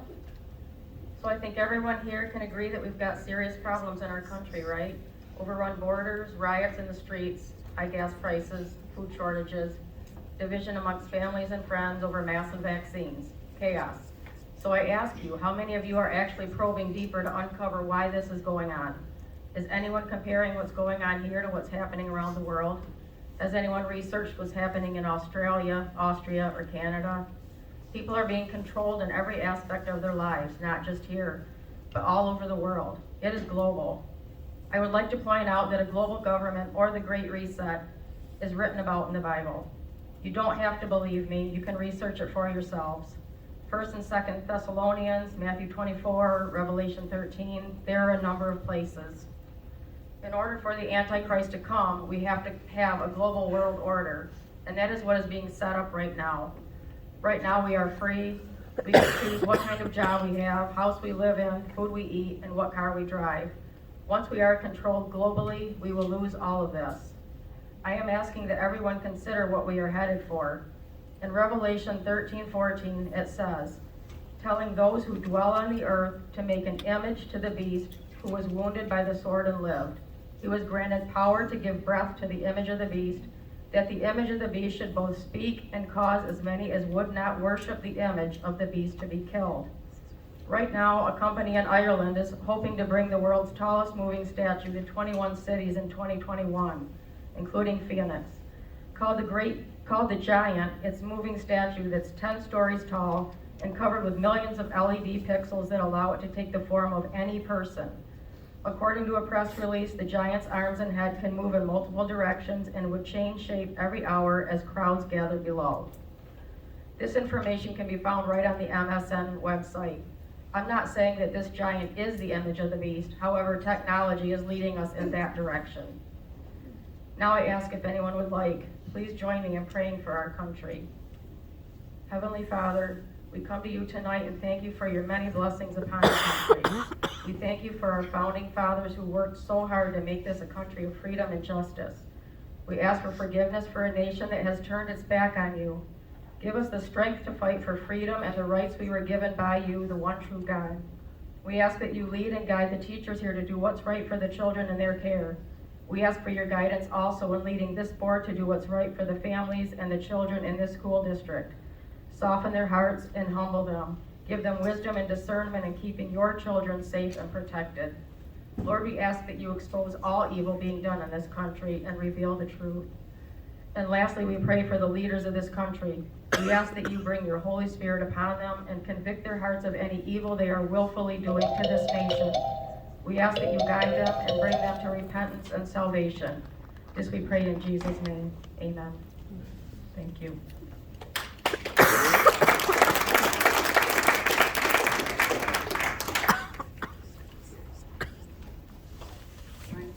Is Carol. I'm from Plainfield Township as well. I have two grandkids in this school district. I would just like to read this because it sounds so familiar to what's going on right now. And this was 62 years ago, Nikita Khrushchev's message.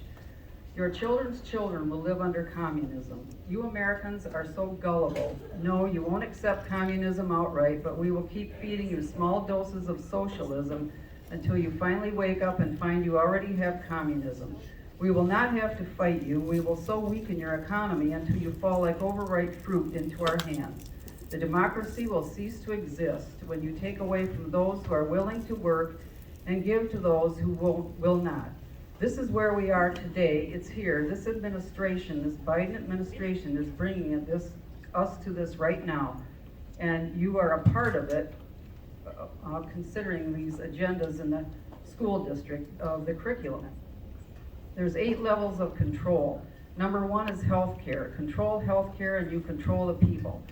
Number 2 is poverty. Increase the poverty level as high as possible. Poor people are easier to control and will not fight back when you are providing everything for them. Debt. Increase the debt to an unsustainable level. That way you are able to increase taxes and this will produce more poverty. Gun control. Remove the ability to defend themselves from the government. That way you are able to create a police state. Welfare. Take control of every aspect, food, housing, income of their lives because that will make them fully dependent on the government. Education. Take control of what people read and listen to and take control of what children learn in school. Religion. Remove the belief of God from the government and schools because the people need to believe in only the government, knowing what is best for the people. Class warfare. Divide the people into the wealthy and the poor. Eliminate the middle class. This will cause more discontent and it will be easier to tax the wealthy with the support of the poor.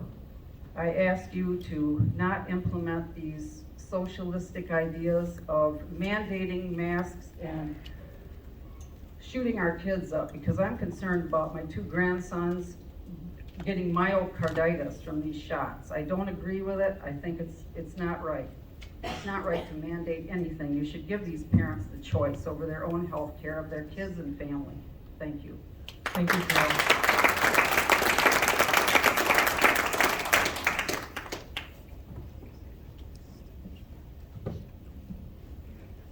Good evening. My name is Paul Laidler. I have 4 daughters in this district. 2 in high school, middle schooler, and elementary school. My wife Lisa and I strive very hard to set expectations for empathy, love, hard work, perseverance, resilience, and self-reliance every day. We send them out of the house with that in mind every single day. It's a challenge. Everybody knows this. This room is full of joyful stories and painful stories. We have our own as well. If it were not for people like Stephanie Thornton, who came to our aid a couple of times, helped us get through some challenges, we probably wouldn't have kids in the district, but we're keeping him in here now for a particular reason.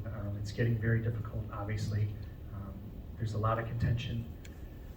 I'm not here to argue points on any of the issues that we hear about every week here. It's my first time speaking at a board meeting. I just wanted to, first of all, say thank you. It appears that we've gotten some traction on some key issues that have been hot burning fires for the last several months. Unfortunately, I think that it probably took a recall initiative to get that traction going. Image is perception there. I hope there's more to come. I know there are other hotter fires burning that we will continue to discuss as the months go by. But I do have one ask tonight. It's around transparency. We talk about it very vaguely from time to time here.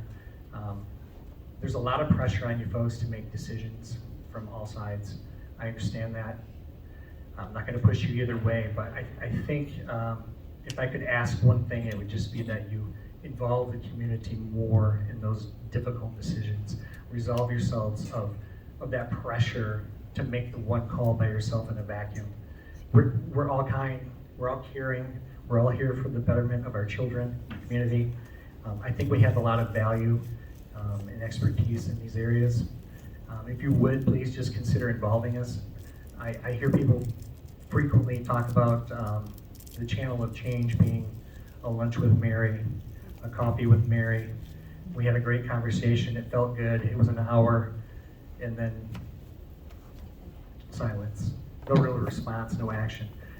We've got some action. I think things are moving forward. I look forward to see how we respond in the near future with the potential for mandates and how we're going to respond to the people who are displaced by vaccination requirements. Hope you have a plan for that. Thank you. Thank you, Paul.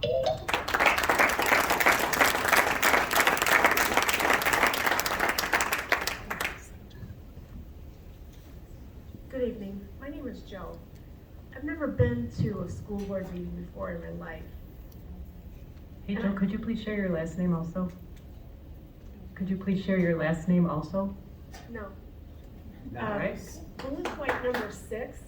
I'm trying to be compliant because I've never been here before, and I'm just reading through the rules. I do like to be compliant, but I'm reading something that I'd love some clarification on.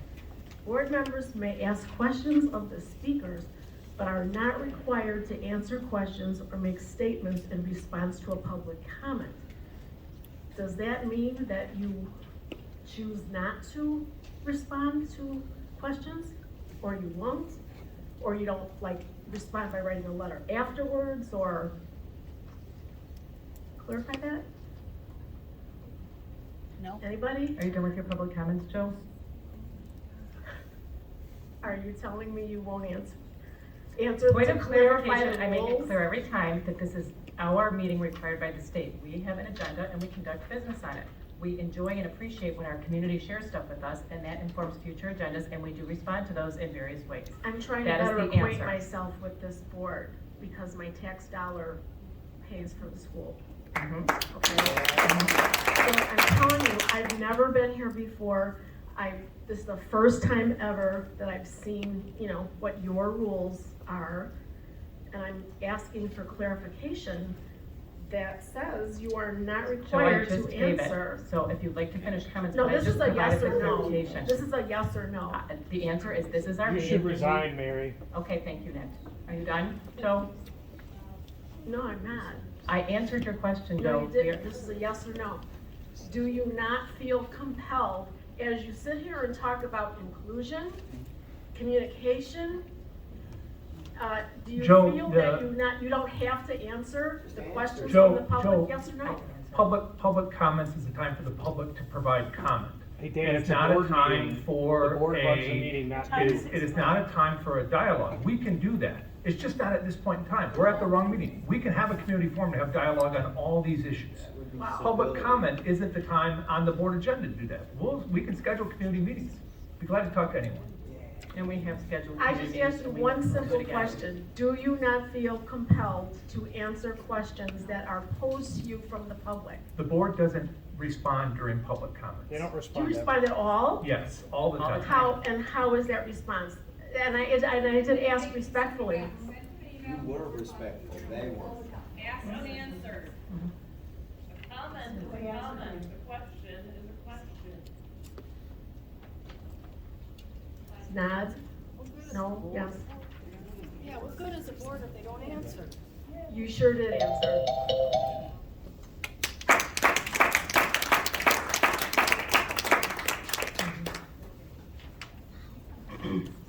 Hi there, Katie Morse, Forest Hills Eastern area parent. How are you guys doing? Hi, ladies. So anyway, I How's just our wanted favorite to. bully? Excuse me, Nick? I said, how's Go our right favorite ahead, bully? Katie. Hi, I just want to go ahead and just address, it's just the questions. I know there's been a lot of rumors circulating through on social media regarding Forest Hills Eastern, Forest Hills Northern, a lot of seizures, a lot of speculation. Just something that Stephanie Boone actually had written, my mom actually sent it to me. She mentioned that, are you aware that 3 people at Forest Hills Eastern have had vaccination-related seizures these past couple of weeks? And then these are her words from online. This isn't anything I'm making up. I just want to make sure, find out if it's true. We certainly do need to address this.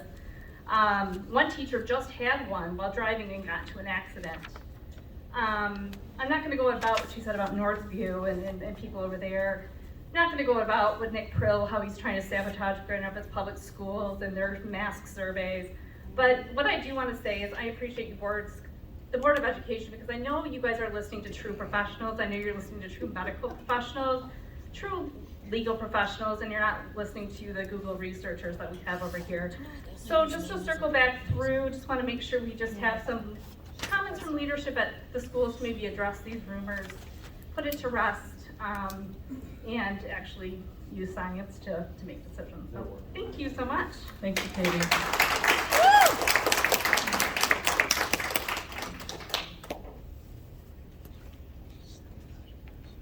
Hi, my name's Kathy. I actually want to hijack Paul's idea of parents coming together and working with the board. And clearly there's a lot of divide here. I think it would be fantastic if we could get parents from multiple perspectives to team up with the board. I'd love to have teachers, maybe even students involved. I think that would be a great kind of idea to see if we can't start bridging some of the divide. I know that's probably not a very welcome thought right now, but I personally, this is the 3rd time tonight that I've heard of parents wanting to reach out to board members and trying to team up and work through problems. And I think about how we got to where we are, and I think it's because parents really haven't been interacting with the board enough to be able to help steer and drive and just help form the school that it is. And I don't see us getting out of this without all of us starting to work together. And I don't think it would matter whose cabooses were in the chairs, whether it's yours or somebody else's, there's still gonna be thorns poking you in the tush from one side or the other. And I really only think that if you all close your eyes and you think about tucking your kids in at night, that's why we're all here, because of that. And it doesn't matter, which side of the room you're on, that's ultimately why we're all here. And your board, you guys are so lucky to have so many parents who give a damn. Now we just gotta try and come together and figure out how to make it all work. And it is not going to happen if we're not helping to provide the solutions. We're all sitting there yelling at you to figure it out. Well, I own a business and that is not how my business works. If someone has an issue, they need to come with the issue and say, hey, what do you think of these ideas to help solve it? And I might tweak those or say, ooh, I love it. Or, yeah, I don't think that's gonna work and this is why I don't think it's gonna work. But we work through everything together. And I can tell you that change happens very easily when you have a lot of people on board. Change is very difficult when you're just dictating and telling people, well, this is how we're gonna do it. So I would love to be able to see the board say, we wanna create some either parent board or parent teacher board or parent teacher student board, whatever, I don't care. But there has to be some kind of true inclusion. That was PTA. Thank you, Jackie.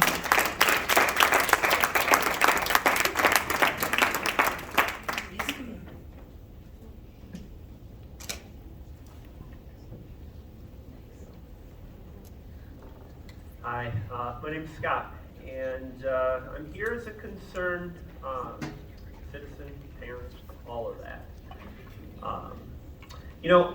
I like the spirit of the last speaker. She spoke a lot about the middle, and I see a divided room here. I see a whole bunch of shirts that say love, hope, equality, inclusion, kindness, and those are great words. I love those words. I have hope. I have love. I hope for equality. I'm a kind person, and I like to include other people, even if I don't agree with them. And I think we have an issue with disagreement in this room. I think there's really a room divided here. I don't see a lot of hope or love or inclusion or kindness in this room. And that goes on both sides. I'm one of the people that really doesn't want my child vaccinated. I'd like to have that choice for them. I don't want to teach my child that they're an oppressor, because they're not. I don't teach that. I love all kinds of people. We've heard voices up here talking about discrimination against Asians. Why? Why would we do that, right? Where would our kids learn those things? That's not right. I don't agree with that either. I certainly don't agree with critical theory. Okay, I've read it. Herbert Marcuse, Angela Davis, you guys have read these people before. I don't know, maybe you have, maybe you haven't. But critical theory is a dangerous idea. Essentially, it just substitutes Karl Marx's bourgeoisie versus the proletariat and oppressed and oppressor. It's a terrible thing, and it's really dangerous. We shouldn't teach our kids that.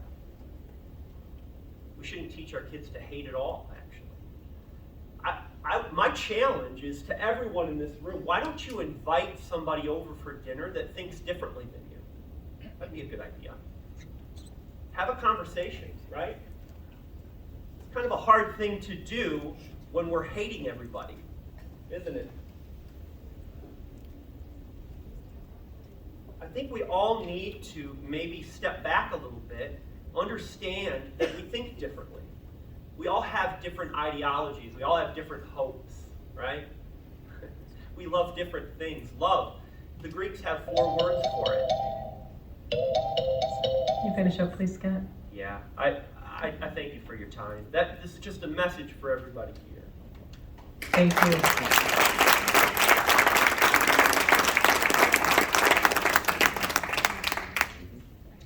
Hi, I'm Josh Schwaneke. I'm a proud parent of 2 kids at Meadowbrook in the Chinese immersion program. It's been a great program for our family. I'd like to give a shout out to Principal Tim Shaw, who's always been incredibly responsive to my emails when I've sent them. I'd like to give a shout out to Superintendent Beam, who's been incredibly responsive to emails when I've sent them. I'd like to give a shout out to the board, who has a great website, FHPS.net, that if you look on there, has all sorts of information. If you scroll down to the bottom, you will see that there is a section called Contact the District. I would like to thank them for providing the address where they can be reached. I would like them to thank them for providing the phone number, 616-493-8800, where they can be called, and we'll answer your questions when you call. I'd like to thank them for providing the staff directory, where all of the board members can be found, as well as administrators of the different schools that can be contacted with your questions. Thank you. Thank you, John.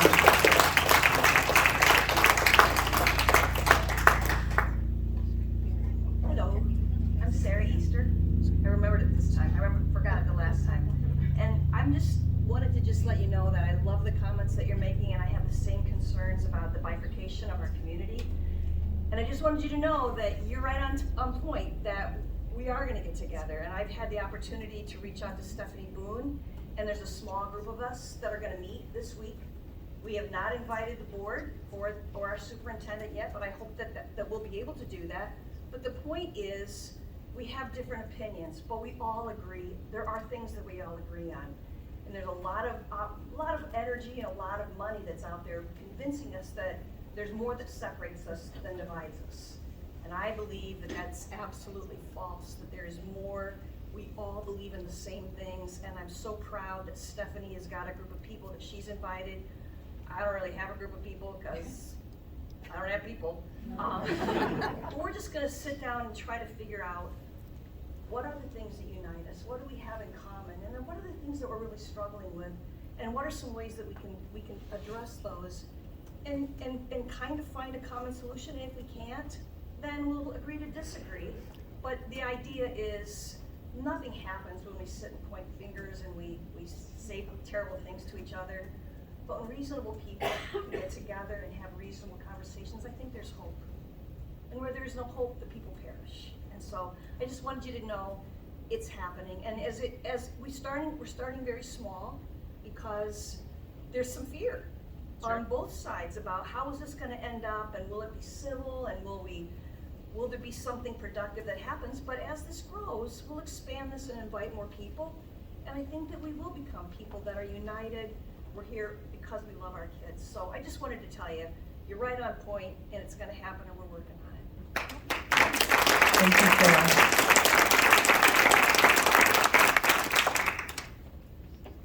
Good evening. My name is Eva Lachey, and I'm a Cascade Township resident. And I've raised 5 children that come through the district, and I've been coming to the board meetings for about 20 years.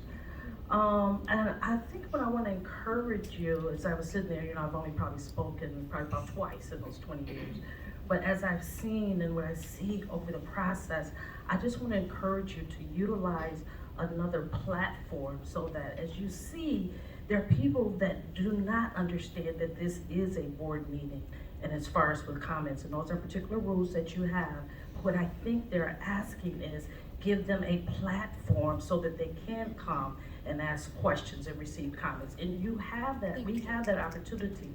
The restorative practices, the fishbowl, I know we've had the community conversations, I've attended those, but there has not been one where the board can volunteer and come and be a part of those conversations. And there's so much that's going on. Don't get me wrong, I know it's risky, but this particular platform where people come and speak, and some pontificate, some grandstand, some have very good points, but it's not being addressed, so it just becomes a frustration.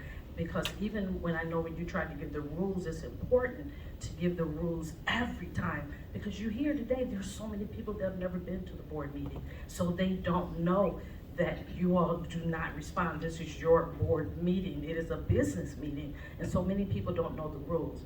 So when you don't know the rules and you don't know the opportunity that you have, this is not the platform. So I want to encourage you as a board to create a platform so that the transparency can be there and so that some of the questions can be answered. It's going to be risky, but I know you can do it.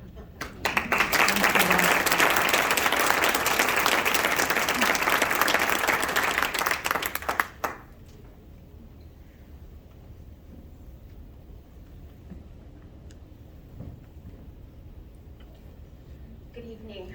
My name is Nancy Tui. I have 2 daughters in the school district. Tonight I have as a parent, as a resident, taxpayer, and most importantly, the first generation of legal immigrant. It took me 5 years to go through all the immigration process. 5 years to become a U.S. citizen 20 years ago. And I'm very concerned with our southern border right now. The border is open. Illegal immigrants coming into this country. As a legal immigrant, I understand where they're coming from. But every country needs border, needs a protection. And recently, I've heard from a church that illegal immigrants have enrolled in our school district. And that's what I heard. I want the board and the administration during a comment to confirm, do we have illegal immigrants enrolled in our schools? If there are, please let us know. Are they being correctly vetted? Are there any adults who were disguised as minors? Were they gang members that being enrolled in our schools? If we don't have those students, as a board and our administration, do you have a plan? Or do you know in the future how many students will be enrolled and how these students will be funded? And are they going to be funded by the tax dollars that we're paying? Are these going to be competing with all of our children's funding here? And that is, I like to hear that. And the second part of it, I do wanted to comment, our 21st century learning. I think I'm very proud our district continued to grow in that area. It is being a first generation legal immigrant from China. I know, you probably all know, being a Chinese, we value education and we value American education. That's why I wanted to come to this country. That's what made me proud to be in this school district. And I'm proud this 21st century learning project that you're continuing to pursue. And I'd be very much to be excited, and if you need any support from parents, and I'd like to be part of it. Thank you. Thank you, Nancy.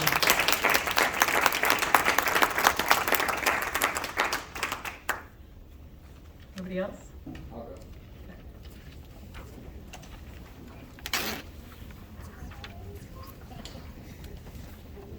Man, I have a superpower. I'm Sean Portier. Nice to meet y'all. I actually wish I was at home tonight. I keep thinking that things are going to change. I keep thinking that America, the America I knew and grew up with, is somehow going to reconstitute itself. I love the banter that I heard from the board tonight. You guys were the most animated that I've seen you in a while, and I think it's because you were talking about something that you love, right? You're passionate about educating our youngsters.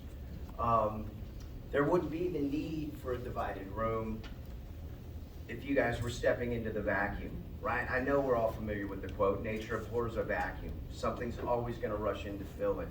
And what's filled it right now is the anxiety and uncertainty that Superintendent Beam was alluding to. You know, so you got 2 words out of your students during your workshops, right? Boring and then anxiety provoking. that's a shame because I gotta think that that was pre-COVID. And I gotta think that it's changed dramatically over the course of the last 2 years. This is COVID-19 that we're talking about. We're gonna go into 2022 pretty quickly. And the fact that the anxiety, these mandates are still hanging over our heads, that should be appalling to everyone in the room, right? This is crazy. We're Americans.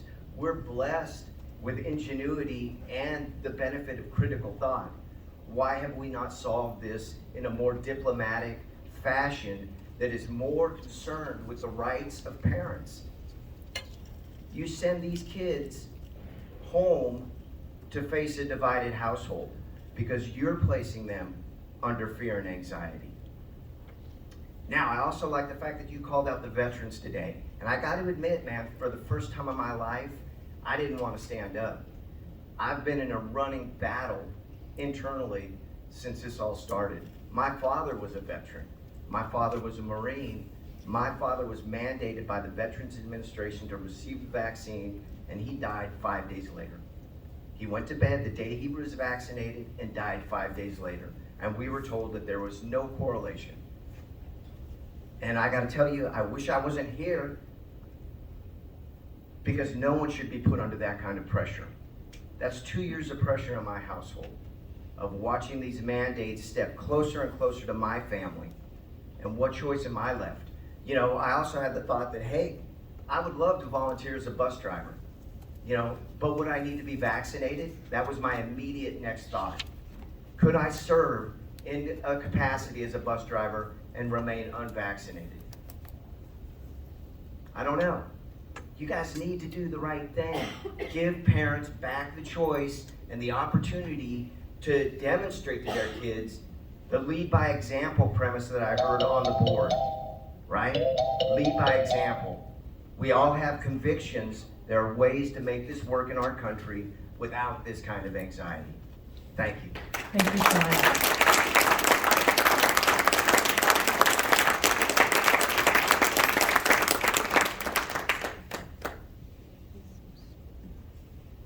Anybody else? All right, thank you for participating in public comments. At this point, we will move on to our consent grouping. Okay. Do you mind? No. I'm sorry.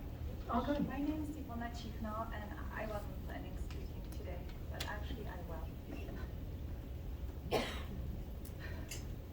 Yes, it is a huge division in this room. The mic.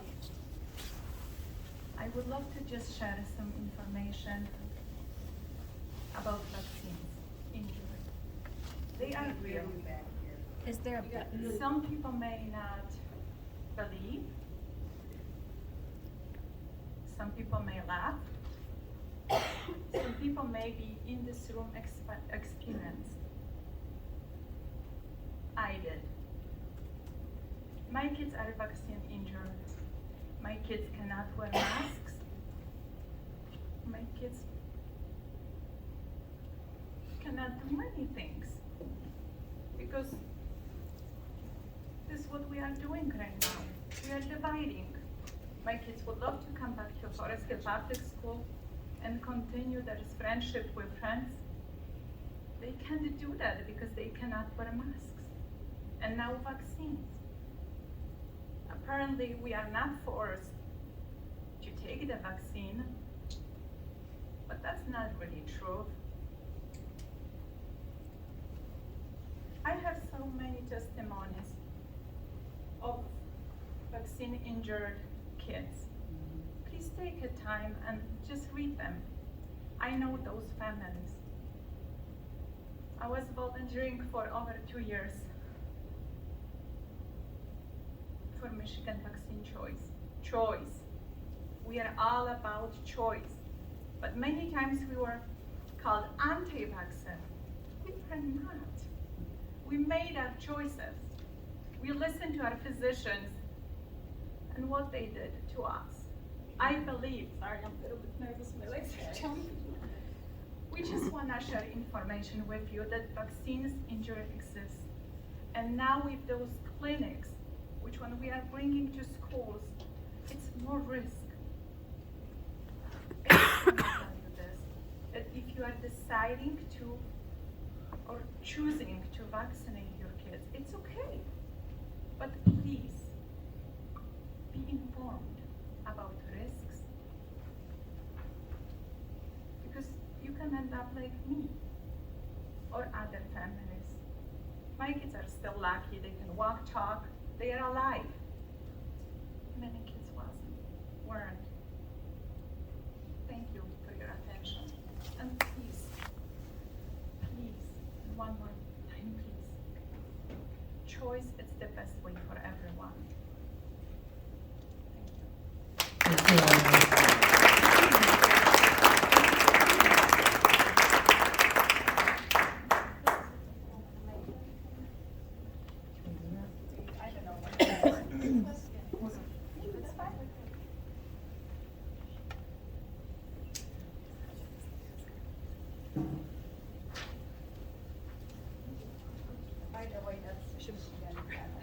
Michigan family, okay. Can I go ahead? Sure. Is that okay? I wasn't planning on speaking either, but my name is Sylvia Duffy, and I am an Army veteran, disabled, and served for 12 years, spent 3 years in Iraq. And I thank you for your service over there.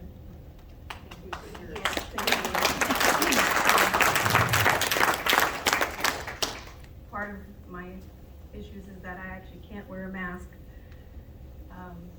for my disability, but one of the things that harmed me to this day was the day that I was given all of the shots that was required in the military, and it is a permanent issue that it will never resolve. There is risk, and even after it injured me, I still did it to my own child, you know, and I lost a child to it because of it, and almost lost my second one because of it, because I kept listening to the doctors who think they know everything, and they just are taught certain things in school. And if you really look it up, the pharmaceutical companies are the ones who own the medical schools, so they have interest in teaching them these things. There's other things that are out there that have been covered up, and like our education system is so skewed to this pharmaceutical world where it's all about germ theory, but there was another theory, and I just wanted to share real quick that there is a terrain theory. Look it up. You weigh the options, germ theory, terrain theory. There might actually be another way that we haven't been taught. And part of the germ theory is to elicit fear, to make everyone so scared of each other and scared of humanity that we've lost our touch and our ability to be human again. Where everyone's wearing masks and disguising themselves and not allowing themselves to breathe the air that we're supposed to breathe. I'm not afraid of whatever it is that they're trying to do, because I believe actually in the terrain theory that these viruses aren't dangerous. What's dangerous is what they inject into your body. That is what causes the responses inside your body to create sickness. All these people now that are getting sick, thousands and thousands are dying because they've been injected. All these babies that are being lost in the womb, all these babies that are being lost because the mother's breast milk is infected. Like, we have completely polluted our bodies with toxins. Toxins are what are killing us, not viruses. If we eliminate the toxins that go in our body, we have a chance of survival. But if we keep pushing this vaccine on the entire world, then the whole world is doomed.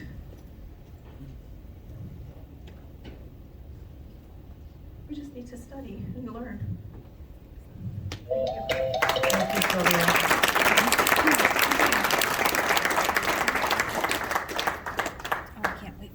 Hi, Catherine Armstrong, or Dr. Catherine Armstrong.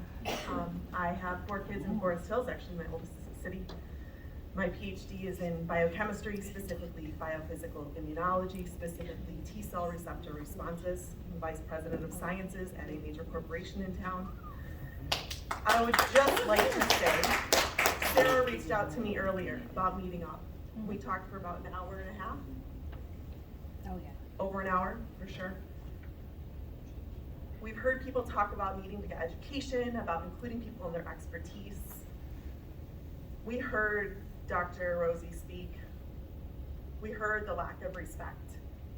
And so what I would say is, for all of the parents who are concerned, speak to your physicians, speak to your pediatricians. I understand there is concern around vaccines. That's not something for the board. That has nothing to do with the board, just like many other things like southern borders of which you have no control. What I would specifically ask of individuals in this room who are more science-minded is to please remember to not give in to the fear. It's ironic to be preached at about fear by people who are living in fear. Theirs is a self-reported system. I can go on there today and report that I stubbed my toe. And get fined if you are wrong. And get fined. you're interrupting. Catherine's at the microphone. Sorry. You can report anything you'd like, because I can have any assumption, like many people in this room have done. What we need to be doing is focusing on listening and trusting our colleagues and trusting those who are doing everything they can, like Rosie, who are here to save our kids. And we need to stop trying to accommodate individuals who consistently talk about wanting to involve expertise or meet in the middle or find harmony, but continually disparage science and disparage those of us who have done nothing in our whole lives but dedicate ourselves to science and promoting humanity. So Sarah, with utmost respect, this is why I declined your invite, and I hope you can see tonight why I felt that it would not be a beneficial conversation. Of course not. Thank you, board. Thank you, Catherine. Tolerance, inclusion, equity. Would anybody else like to participate? Then we will go ahead and move on to our consent agenda, for which I please need a motion to approve. I move that we approve consent grouping items 8A through D. Second. Thank you. Are there any items on the consent agenda, and if any board member would like to call out for special consideration? Seeing that we have none, are there any items you would like to call to our attention before we go into our committee report, Superintendent Bean? Simply that we are approving the employment of our Director of Communications. It's great to have someone in that communications role after many months where that sat vacant. So we're very happy for Mr. Doyle. That's it. Thank you. Mrs. Meloche Gregory, would you like to go ahead and deliver our Finance Committee report this evening? Yes, I would, thank you. We have, let's see, payment of bills. We also have the Central Middle renovation. We have several construction updates, which I'll go over in a minute. The Central Middle renovation, we put out for bid, and it's come back at 8.24 million. We always go with the lowest bid category, except for one this time, because we've been working on our PA systems, upgrading them in all of our buildings. And so we went with that one, which is a little bit more, but we're trying to keep it the same. It's the same system we're going to put in Orchard View. Orchard View, I don't know that you have it. The Orchard View for that. Yeah. Thank you. So this is going to be our second test to the PA system. So we're looking for approval at 8.2 million. This funding comes from our 2021 capital fund projects. Orchard View was one of our first projects that we started. Was it 2019-ish?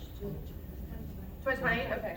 It all just blurred together with COVID. So, but the entrance of anyone who's been there was kind of over to the west side. It got very congested with traffic, so they did a lot of reconfiguration, and it's moved to the south side with this beautiful new entrance here. So it's nice and easy for not only for the traffic circle, but parking. There are quite a few phases to this project. I think they're in the last two of them, 2 or 3. We're finishing up 4B, and we have to go through 5, 6, A and B, and 7A. We'll be done summer of 2020. Okay. There's so many phases to everything. I swear to goodness. I'm gonna keep track of my kids, for goodness sake. So anyways, it's very exciting to see this first, kind of all the talk that we've been having of all the updates. kind of like a first glance into a picture. So it's been fun to see. We also have some final planning that we've been doing with Ada Vista, Pine Ridge, and the administration building, which is exciting. So those will be coming up relatively soon. We have some bus purchases for the total of $663,000, which will be replacing 6 buses, purchasing from Midwest Transit. We use the Michigan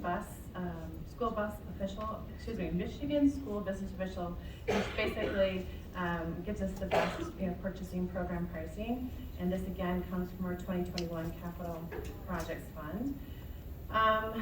The summer property tax resolution, this is an annual resolution the board needs to approve, so you can levy taxes in the summer. The city of GR is 100% in the summer. Ada Township, Grand Rapids Township, Cascade are 50% summer and 50% winter. This is only a one-time tax authorization. So basically we're looking for the approval now, so we can do it this one time. Then there's a tax property refund for $46.34 to Ada Township. So those are the big news items. Any questions for Mrs. Gregory? Mrs. Atwood, would you like to have the curriculum committee report, please? I would, Mrs. Vaughn, thank you. We had our meeting last week as well, starting with the finance update, and the goal just went through, but I was particularly excited about the Orchard View office being open, and I eagerly anticipate the upcoming virtual tour that we will be able to see, like we had with some of our other projects, about the work that will be done at Central Mill. For our instruction update, we had Christine Yelding and Tamasha James present an update on our multi-tiered system of supports. So we use MTSS to make sure that we're taking care of our kids academically, behaviorally, and social, emotionally. Every student is unique. So we meet kids where they are and then move forward from there. And we kind of I love this idea. You've seen in education, pyramids like this. And what Tamasha and Christine had done was basically open that pyramid. And typically you've got small issues on the end, and most kids kind of in the middle. A range of spectrum. Much better model, I think, than the pyramid that we typically talk about. But because we're focused on what our students need to be successful, MTSS helps make sure that we're really addressing everything from that far left end of the scale, which tends to be behavioral issues that get in the way of education, all the way up to the far right end of the scale, which are high achievers, these kids, and then everything else on that spectrum. Our presenters took us through the last 3 years of behavior incidents. So we kind of focused on that this time. Over the last 3 years. So in 2019, not very much difficulty in K-6 on behavior issues.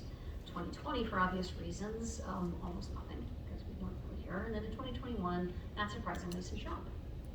Kids haven't been around each other. They forget how to interact. So as a result, we use the PBIS system, Positive Behavioral Intervention and Supports, and all of its 6 subparts to help address incidents like this.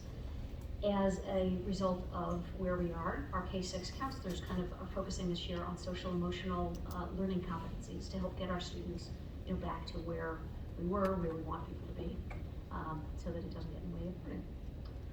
We help kids on, as I said, all means all.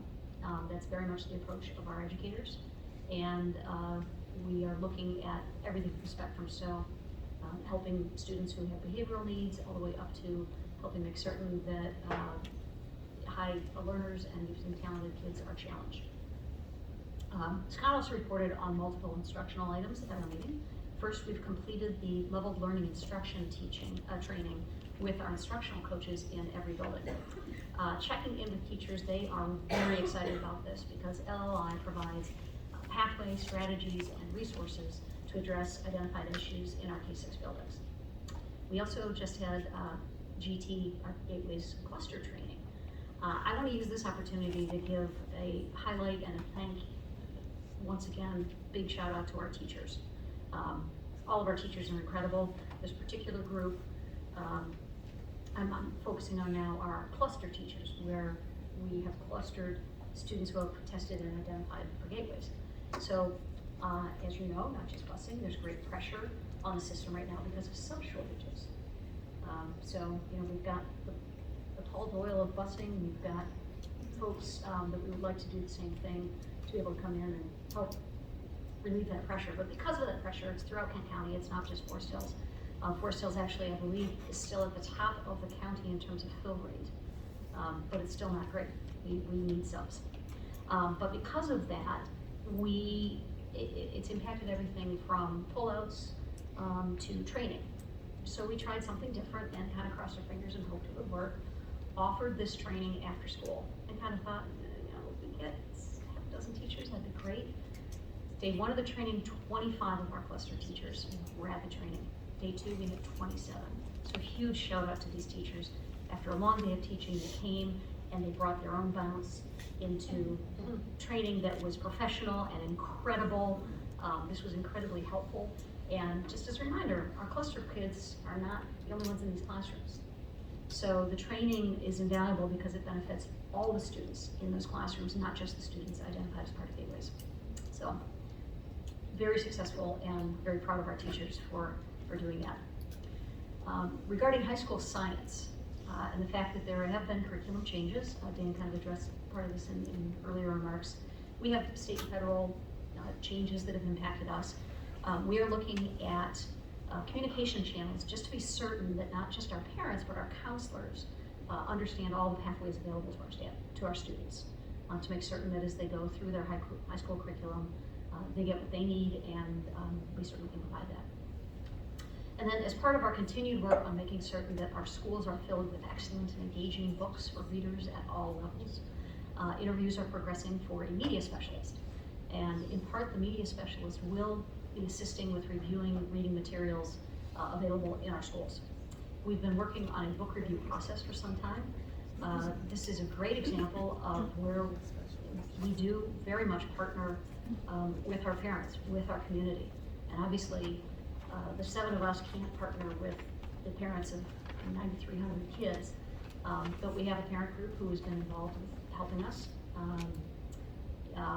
having this ongoing conversation about reading materials. We have been working on a book review process for some time. This is not new. This is not a fire recently lit. We've been working on it for a good deal of time, in collaboration in part with the ISD, because this is an issue again around the county. The policy has now been run through our ELA teachers and our administrators, and in verbal form with this parent group of concerned parents that we've been working with for months. And the next step is going to be for them to see that in writing, to review that document hopefully yet this month. And we're taking our time to make sure we do it right, because it's important. Finally, our last piece of business, we have completed, speaking of books, we've completed the 30-day review of the Rent Collector by Cameron Wright, which is for use in grade 12 AP Lit at Central High. So our only action items were approving the minutes of our October 13th, 2021 meeting and recommending approval to the board, as an entire board, of the Rent Collector by Cameron Wright for use at Central High in AP Lit. And that was our meeting. Any questions for Mrs. Atwater? All right, I believe we're ready for a roll call vote, please. All right. Dr. Fawcett? Yes. Mrs. Gregory?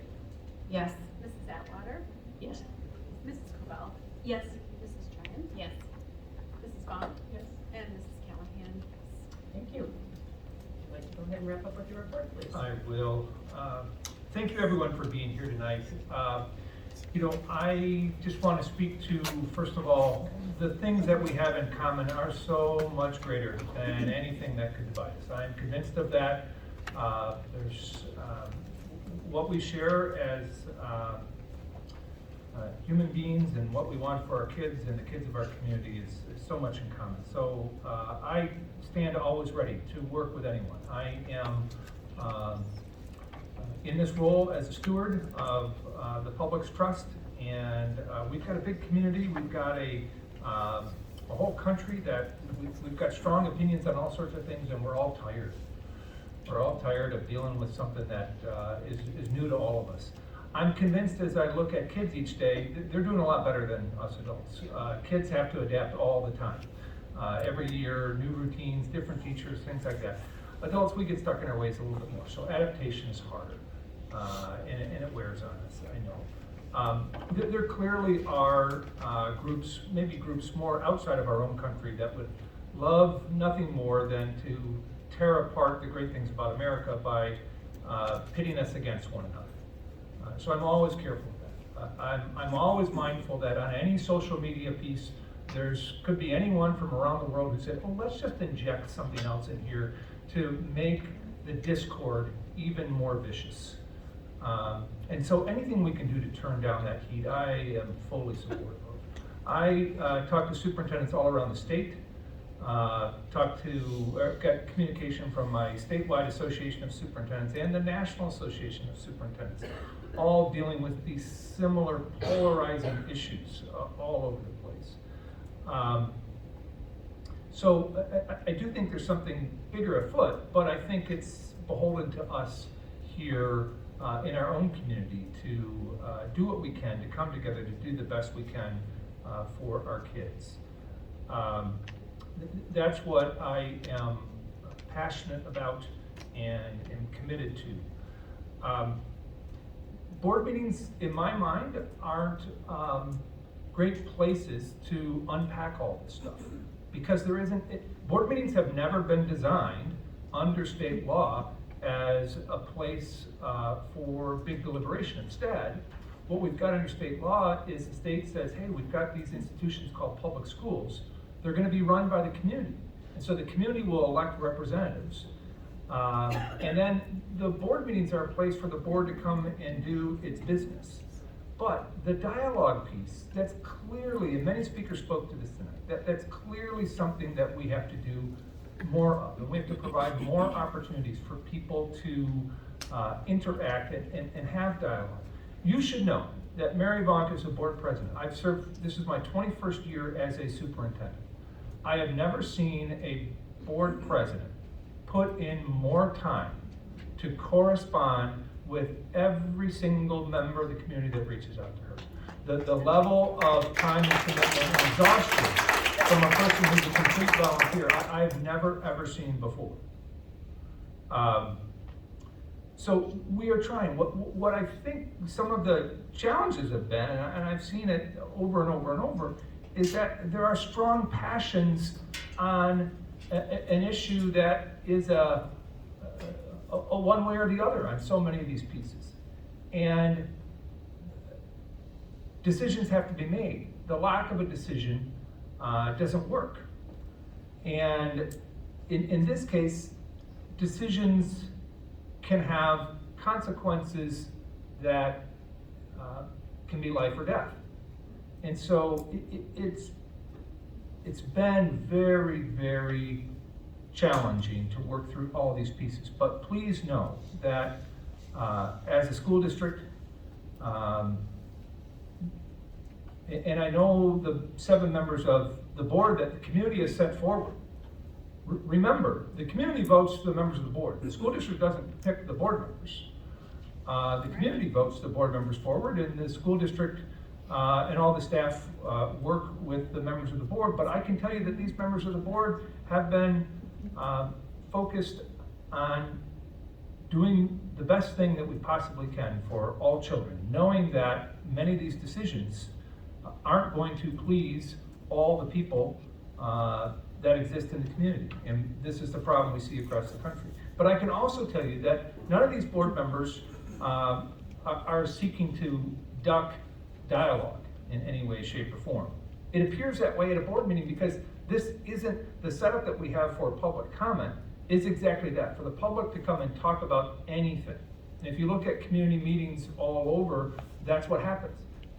And the piece for decades and decades and decades is the public comments, and then the board goes about and does its business. What we need is forums where people can come together and have a dialogue, and have dialogue with me or members of the board or things like that. So we've talked about that, and we'll look at those pieces to continue that. What I experience all the time is people saying, let me talk with you so you will agree with me. That's most often the interactions I have with people. Dan, let me get your ear so you will agree with me. And where I think we need to get to is to deeper understanding. Some of the things we might not be able to. There are some who want in a superintendent someone who's going to go out and make national news by defying laws and orders that I swore an oath to uphold. I'm not that superintendent. They're not laws. And so when we have a public health code that provides authority to public health officials, it's been around for decades. The public health code are a set of laws that grant that authority. So these are pieces that, again, perfectly willing and have spent lots and lots of time talking to folks, listening to folks, engaging in dialogue, happy to do more. We receive FOIA requests every day. Our FOIA, the folks in our Human Resources office aren't able to do the basic work of Human Resources because of the Freedom of Information Act requests that continue and continue and continue. But again, we're happy to work with anyone to provide information and dialogue at any time. There's nothing that we're trying to hide, but what it is that I think people are seeking is for an authority figure to decide to their point of view. And I think that's where the tension comes in so often. Personal choice. Let me speak to a couple questions that came up around seizures. We've not seen any seizure activity that is unusual to us. With a district of about more than 9,000 students, we have students who have medical conditions that produce seizures. We don't talk about those issues when they happen with the general population of families, because that then would break confidentiality of individual medical privacy. But I can just tell you that students that have illnesses that can manifest themselves in seizures, yes, we do see that. And those are the types of things that we've seen. And they're not unusual, and they're not different than what we saw prior to the pandemic either. So I just wanted to speak to that issue. I know that's out there.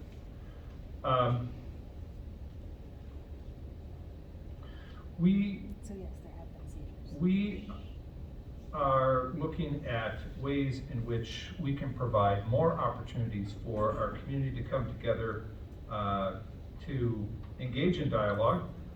We've done a lot of that, and we'll look to continue to do that more as we go forward. There was a specific question about immigrant status of students. We do not ask any of our students their immigrant status, so if you enrolled your child as a kindergartner, that's not documentation that we've ever sought. And that's not something that we're required to seek, but there's also a statute at the federal level that requires that we educate all students that come to us who are of K-12 education age and services.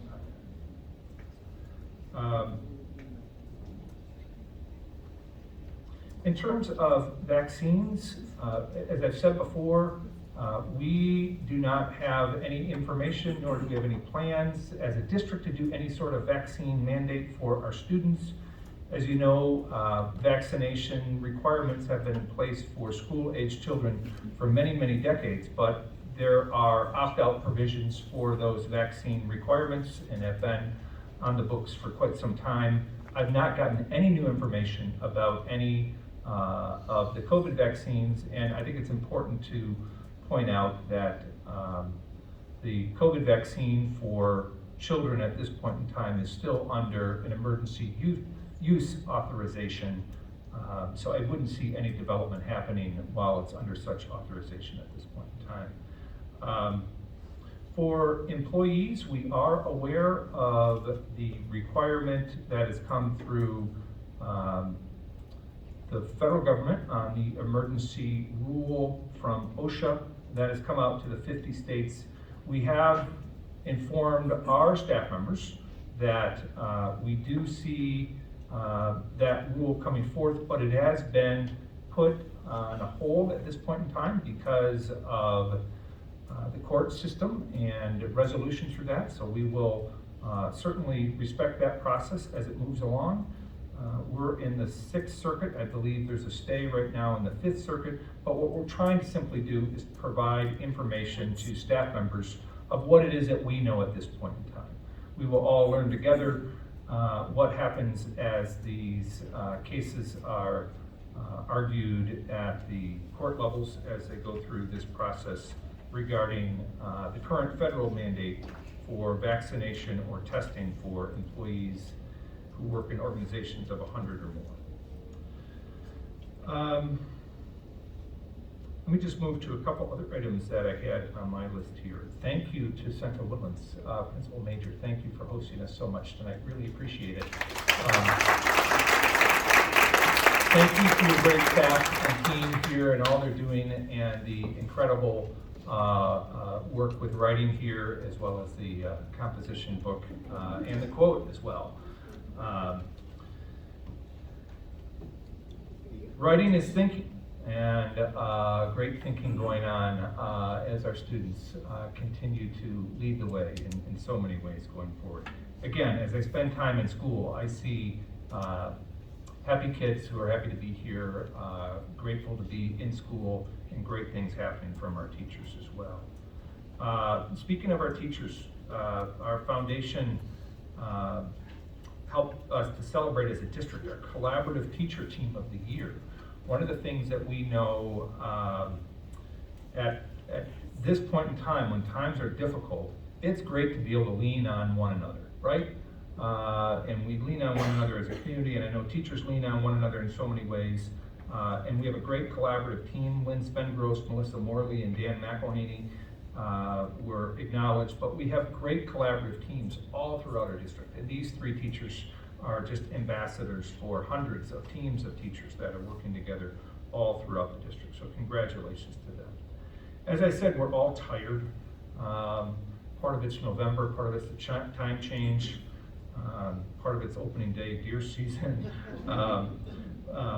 But all this that we're going through together, I just like to, once again, thank people for giving grace. I heard someone speak about, throughout our history as a nation, we've had conflicts over politics. But what's new, what we used to do is we'd have conflicts over politics and try to find the respect and common humanity for one another. And not have those disagreements land us in a spot where we disagree with the common humanity of one another. And I do worry, as a former civics teacher, that we pull at the fabric of society too much. And we do need to find that common humanity that we all share with one another. And I think that's part of our exhaustion as well. We're all feeling that in so many ways. But I want to say thank you to, it's all the little things that matter that do this, that pull us together. And I see it all the time, and maybe we don't see it, but just thanks to, again, members of our board, our bus drivers, several here tonight, our teachers. I see our school liaison officer, I see our foundation representative, I see our head custodian at 2 schools, Tim Personaire at Orchard View. He knows all about the phases there at Emp Forest. People that, keep things humming in so many ways. And I'm leaving out all sorts of folks. We're in the cafetorium. If you didn't know, the stage is behind us and the food service is over here, but our food service folks, I see incredible social workers that help families when they don't think they've got a thread left to support them, that step in and help so many ways. So it's all of those little day-to-day efforts on doing the fundamentals, if you will. Someone talked about tucking their kids in. And, you know, maybe we'll go home and check on our kids if they're already in bed and retuck them, or maybe we won't, depending on the sleep habits of your kids. But it's all those little things that we do as individuals and we do collectively as a community. As it began, there's so much more that unites us than divides us. I would just say this. If one of the things we try to work with as we work with our staff members in our schools is to always come with a positive presupposition. If we come with a presupposition that that person's out to get me, or a negative one, or I can't trust that person at all, we're not going to get very far. Whatever we can do, believe me, whatever we can do to lift one another up, whether we agree with positions or don't agree with positions, I believe we are all on this little tiny rock for a nanosecond in the time of the cosmos. And I'm also a person of faith. And we're here to be one another's keeper. And we're all divinely connected, I believe. So anything we can do to lower the temperature on the attacks and vitriol in our day-to-day work.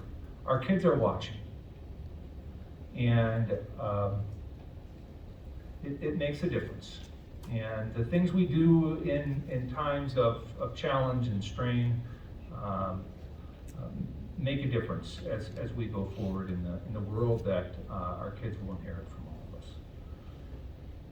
Last thing is I hope everyone has a great, happy Thanksgiving. Thanksgiving's a great holiday where we don't have lots of expectations, even for our professional football team favorites, and eat some turkey and enjoy time with family and friends. That's my report. Thank you. Any questions for Superintendent Green? Any board communications this evening? Well, thanks, Leanne. There's a couple things I wanted to say, but I did want to say a quick thank you. I am reporting on the foundation, the Forest Hills Foundation, which picks up the gaps where the school system kind of stops. The foundation picks up, but I wanted to say congratulations to the foundation. They had their gala a couple of weeks ago, and tonight we did talk about getting involved, and we saw a lot of people. Obviously the board was there, a lot of people from the community were there. It was lovely to see people there supporting the foundation, and they had a banner tonight that raised over $170,000, so it was wonderful. And yes, it was a great night. A lot of the schools were involved, and then the focus this year was the alumni. And Elizabeth Brinks, I see her back there, give a wave. She did such a great job this year pulling together not only the content, which was the alumni, but also just the production of the video. I mean, I think everyone had little tears in their eyes. She did a wonderful job, so congratulations. And